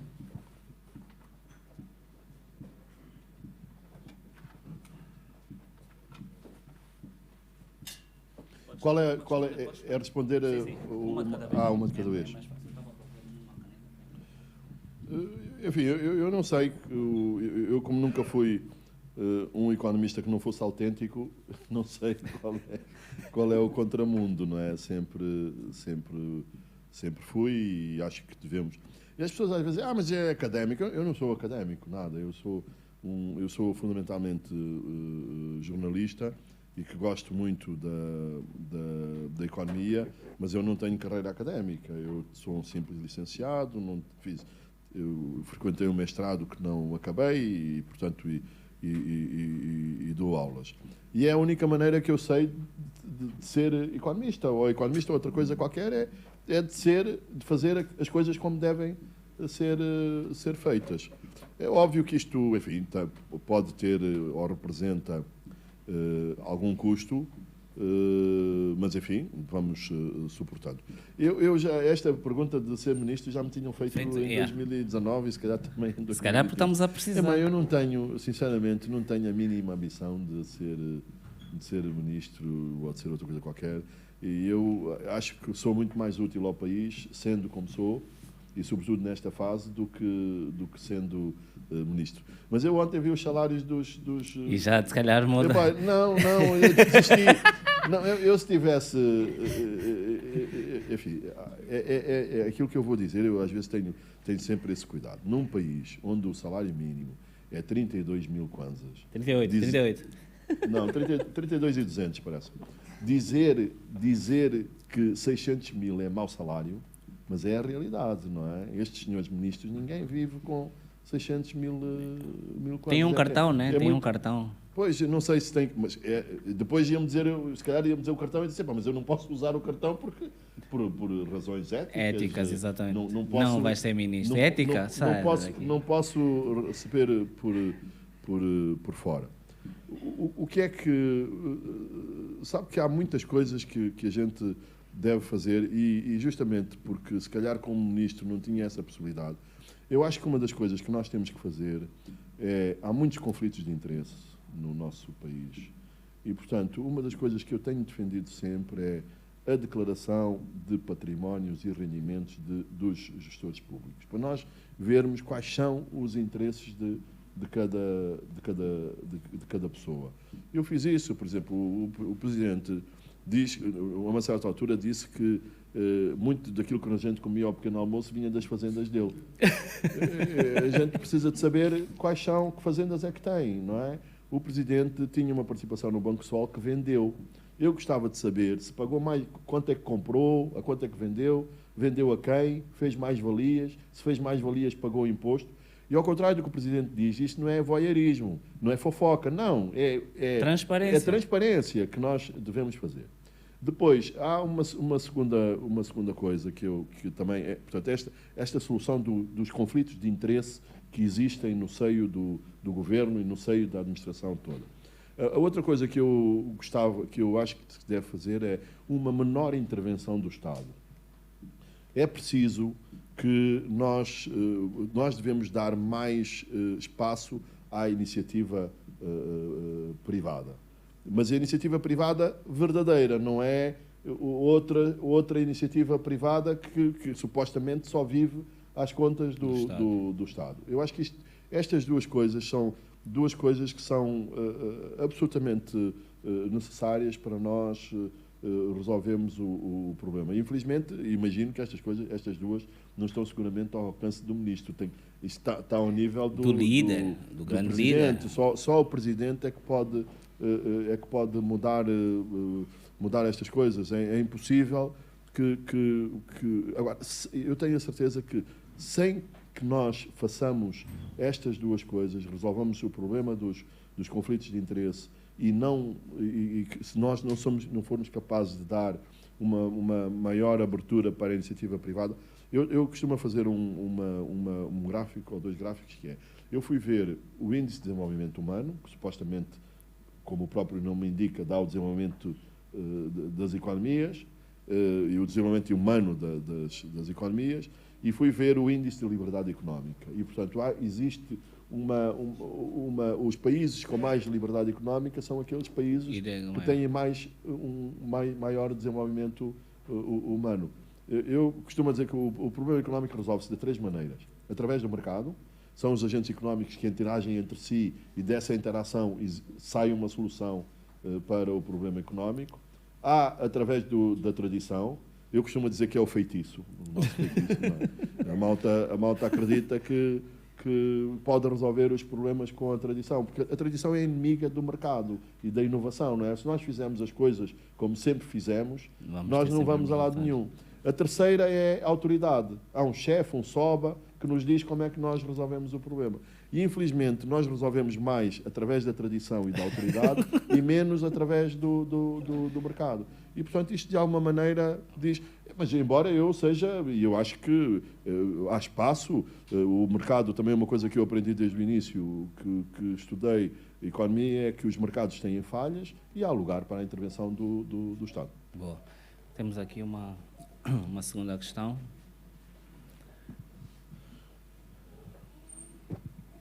Muito obrigado pela oportunidade. A questão que eu tenho é sobre a saída da Angola da OPEC+. Queria só saber qual a análise que o Sr. Carlos Rosado de Carvalho tem. Obrigado. OPEP, não é? OPEP. Eu confesso que nunca percebi. Eu de alguma maneira, sempre contestei a entrada na OPEP. Porque, enfim, por acaso agora tentei ir buscar o texto que eu tinha escrito, mas era o seguinte: nós estávamos na OPEP e nós nunca cumprimos as cotas de produção da OPEP. Nós invocávamos a guerra para produzirmos mais. Dizíamos que não éramos comparáveis com outros países, porque nós tínhamos tido em guerra, estávamos a reconstruir o país e, portanto, esta era uma desculpa para nós não cumprirmos as cotas da OPEP. E agora, aparentemente, nós saímos por causa das cotas, não é? Porque houve uma diferença, eu não sei os números e não me recordo agora exatamente dos números certos, mas acho que nós queríamos 1.180.000 e a OPEP queria 1.100.000, qualquer coisa assim, uma diferença muito pequena. E, portanto, eu não percebi muito bem qual foi a razão pela qual nós saímos da OPEP. Não sei se foi a ideia de nós transmitirmos ao mercado que nós vamos produzir mais do que a nossa produção vai aumentar, mas nós vimos ali pelo gráfico aquilo que tem sido uma tendência de descida. Por acaso, de 2022 para 2023 há aqui um ligeiro aumento, mas o próprio governo diz que o objetivo é manter a produção acima de 1 milhão, é esse. Enfim, embora acima de 1 milhão pode ser 2 milhões, não é? Não sabemos, mas acho que isso é muito pouco provável. Olha, justamente quando eu estava no Conselho Económico e Social, nós discutimos uma proposta, aliás, que foi de uma pessoa que atualmente ainda é membro do Conselho Económico e Social, que é o engenheiro Pedro Godinho, que já na altura propunha, há 2 ou 3 anos, ele propunha a saída da OPEP. O governo na altura não quis. E curiosamente agora, o Pedro Godinho é contra o timing e os motivos pelos quais nós saímos da OPEP. Portanto, os analistas, especialistas em petróleo, não entenderam muito bem.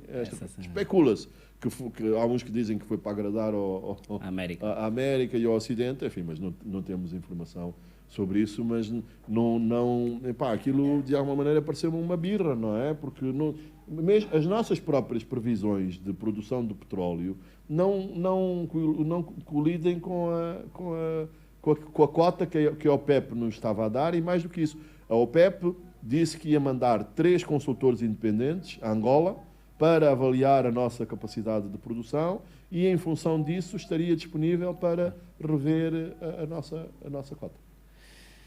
Temos ali, no meio da sala, por favor. Não eras tu? Não, tu não eras de certeza absoluta. Força, agora, se fores rápido, é só porque estás a dar uma... Já te percebi, és militante. Vai lá. Pronto, agradeço pela oportunidade. Não foi a oportunidade, aldrabaste.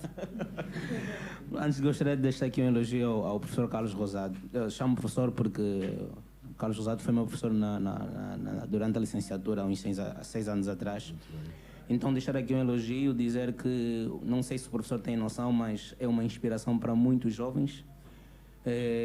Muitos de nós nos inspiramos no professor por causa da idoneidade que consegue manter até agora. Infelizmente, nesse país faltam muitos modelos de pessoas, né, de pessoas para seguir. e os que nós acreditávamos acabaram se vendendo. Os que estavam no Conselho Econômico e Social receberam os carros e já ninguém acredita neles.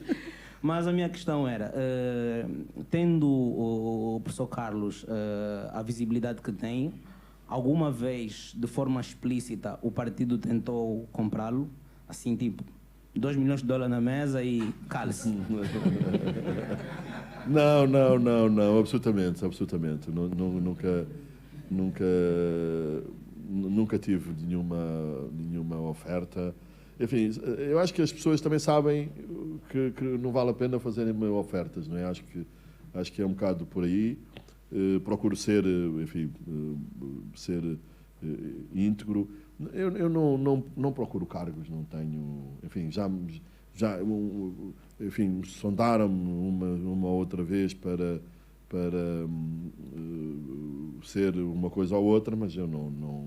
Porque é o seguinte, epá, eu gosto muito daquilo que eu faço, não é? E quando a gente gosta daquilo que faz, fica muito complicado a gente mudar de vida. E eu repito, eu acho que sou muito mais útil. Porque as pessoas dizem, epá, quer dizer, governar nestas condições não é muito fácil, não é? A gente fala e diz e critica e tal, não sei, epá, mas nós temos uma situação tão complexa, não é? Com tantos problemas, não, que a gente para os resolver e quem gosta ou não, critica ou não a forma de eleição, mas a verdade é que para isto estão os políticos. E eu acredito, sinceramente, que não é possível a gente mudar as coisas só sendo ministro. Não é possível. Não tem poder suficiente. Estava a dar aqui esta resposta. Sem resolver os problemas que estão lá em cima, que são os problemas de conflito de interesses, não é? Que depois, que é cá embaixo também a falta de liberdade económica. Eu acho que se não se resolver esse problema, não é nem... Eu costumo a dizer que nem o Messi, nem o Ronaldo da economia aqui iam conseguir resolver os nossos problemas sem mudar o Florentino estas Pérez. Coisas que... Pois. O Florentino. Boss, por favor.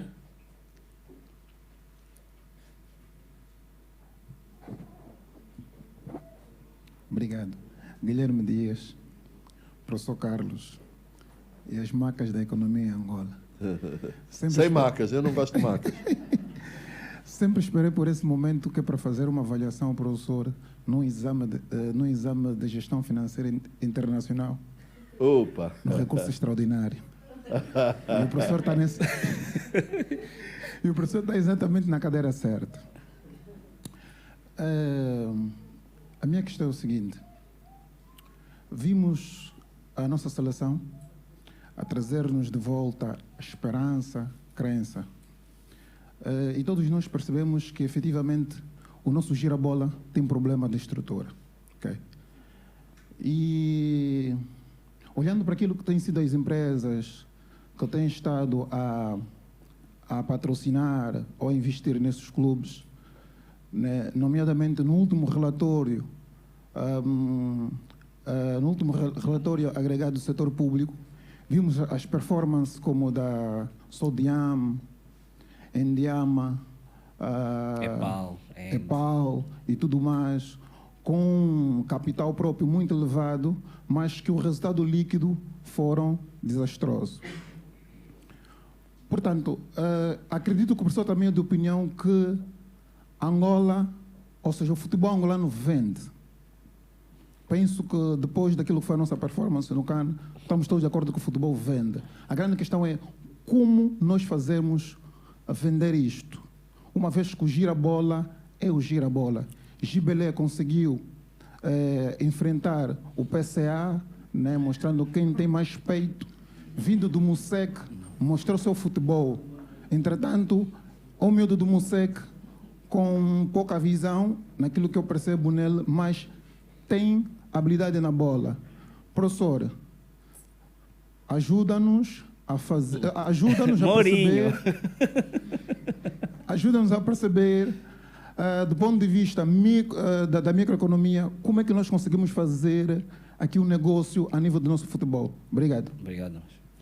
Pois, uma das coisas, eu comentei a seleção na terça-feira, e uma das coisas que eu disse que é a principal lição que nós trazemos do CAN é que a seleção é um produto vendável. É um produto com valor de marketing, não é? E temos que aproveitar para que isso aconteça.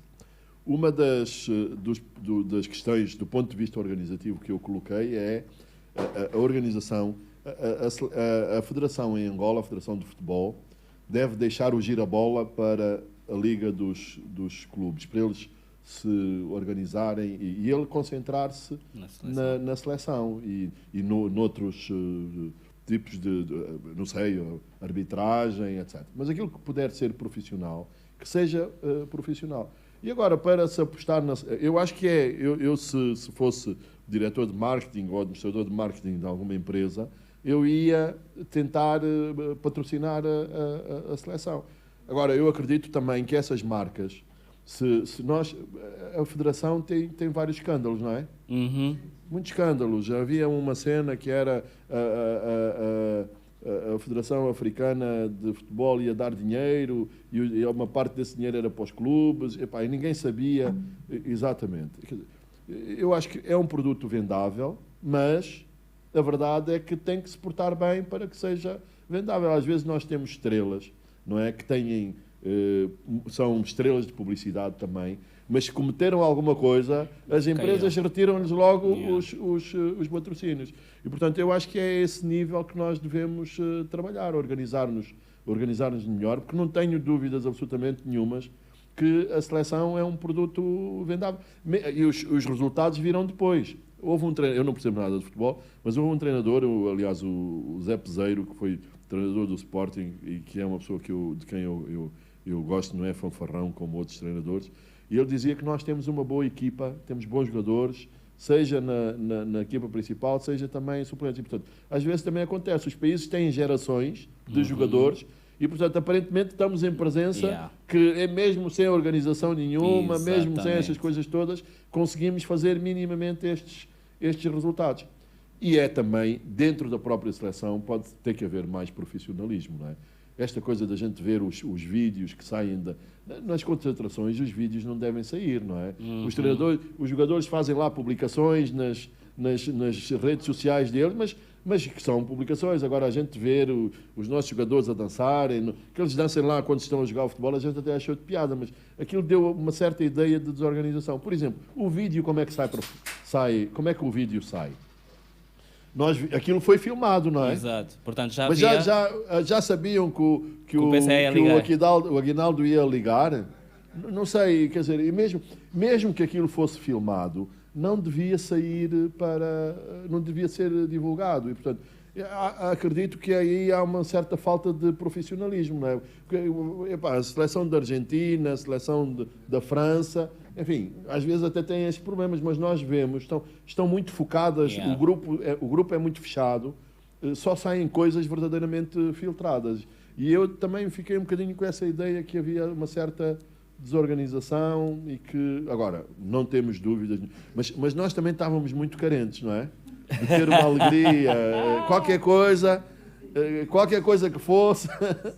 A malta está muito carente, está muito carente de uma alegriazinha qualquer, mas enfim, vamos ver.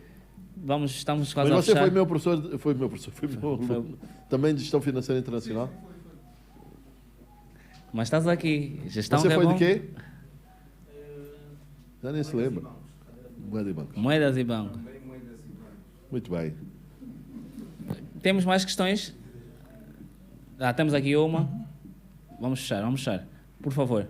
Gerson Teixeira. Não sou economista, sou informático.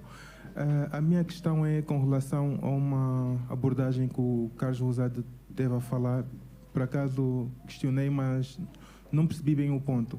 Tinha dito que com a inflação o governo também ganha, mas até onde eu sei, por exemplo, mesmo os países que imprimem dinheiro, para imprimir dinheiro também tem custos. Tendo em conta que há inflação, então se eu tenho uma dívida externa, logo eu tenho que ter mais esforço para poder pagar. gostaria de perceber bem como é que o governo ganha nesse aspecto. Muito bem, é uma coisa, enfim, que eu considero mais ou menos simples. Sabe que agora o imposto que dá mais receita, não sei se já é, mas é o IVA, não é? E é o seguinte, a taxa era 14%, não é? Imagine, uma coisa, se custa 100, paga quanto de IVA? 14, não é? Imagine que o preço duplica. Sim. Passa a ganhar 28. 28. E, portanto, quando os preços aumentam, aumenta também a receita do Estado, sobretudo nos impostos indiretos, são aqueles impostos que incidem sobre o consumo. É por aí.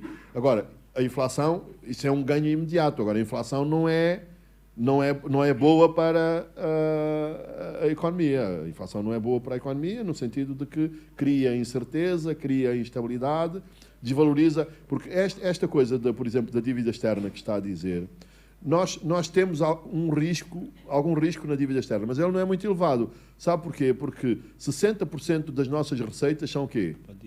São petróleo, não é? E o petróleo é quê? Em dólares. Portanto, mesmo os impostos petrolíferos cá são pagos em dólares. E, portanto, por acaso corremos um bocadinho de risco, porque a nossa dívida externa é à volta de 80% da dívida total é dívida externa.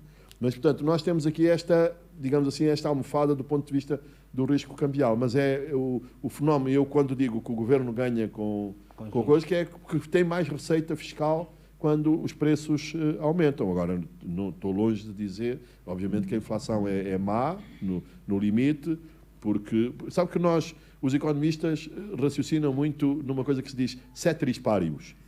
Diz, tudo o resto constante, não é? Tudo fica constante, e nós só variamos o quê? O imposto, não é? E o preço. Se o preço duplica, o imposto cobrado também duplica. Mas não estou a defender a inflação. Aliás, eu acho que um dos problemas, não sei se é um dos problemas, o principal problema que nós temos, do ponto de vista económico, é a inflação. Quando você tem inflação alta, tem juros altos.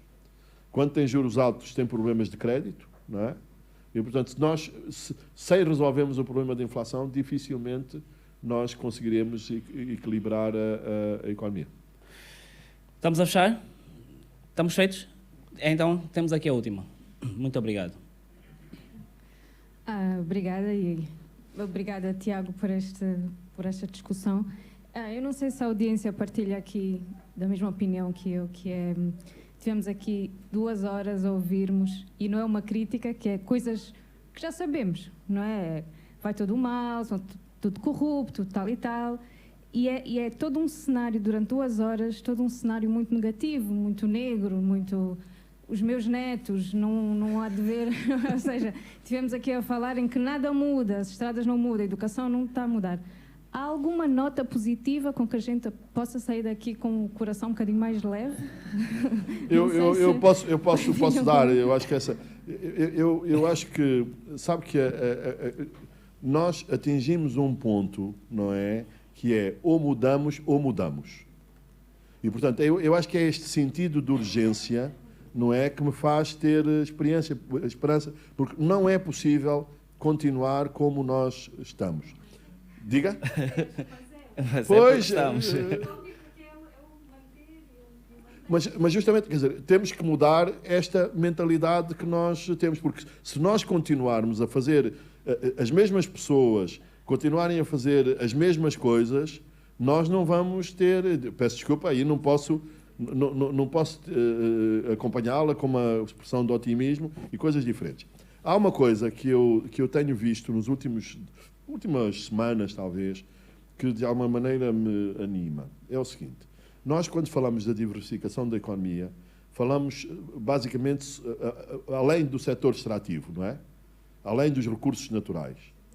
E o que é que nós temos atualmente? Nós, mesmo nos recursos naturais, nós temos uma economia muito concentrada no petróleo. Diamantes não temos. As pessoas dizem, Angola é rica em diamantes e petróleo. Não é que nós não sejamos ricos em diamantes, mas os diamantes é 0,4% da receita do Estado, é 3 ou 4% das exportações, é 1 ou 2% do PIB, não representa nada. E nos últimos tempos nós tivemos o governo a atrair a Rio Tinto para cá, a atrair a De Beers, que regressa, a atrair a Anglo-América. E, portanto, eu acredito, dizem o seguinte, mas lá está, mesmo sendo nos recursos naturais, é uma diversificação. Dizem que nós temos, não sei quanto, 40 e tal minerais críticos, bons, e que nós temos 30 e tal desses minerais. É uma forma de nós, digamos assim, fazer. Agora, se nós continuarmos, é o que eu digo, os economistas também fazem vários cenários e quando fazem previsões dizem um cenário de políticas constantes, não é? Portanto, se as políticas não se alterarem, eu acho que nós não temos essa hipótese. Agora, volto a repetir, a minha grande esperança é que nós estamos a atingir uma situação tal que se nós não, que as pessoas vão ser obrigadas a mudar. Vão ser, eu não vejo outra alternativa e, sobretudo, há também uma classe jovem, não é? Nós, enfim, eu estava a ouvir que a África tem 19 anos, é a idade média do africano.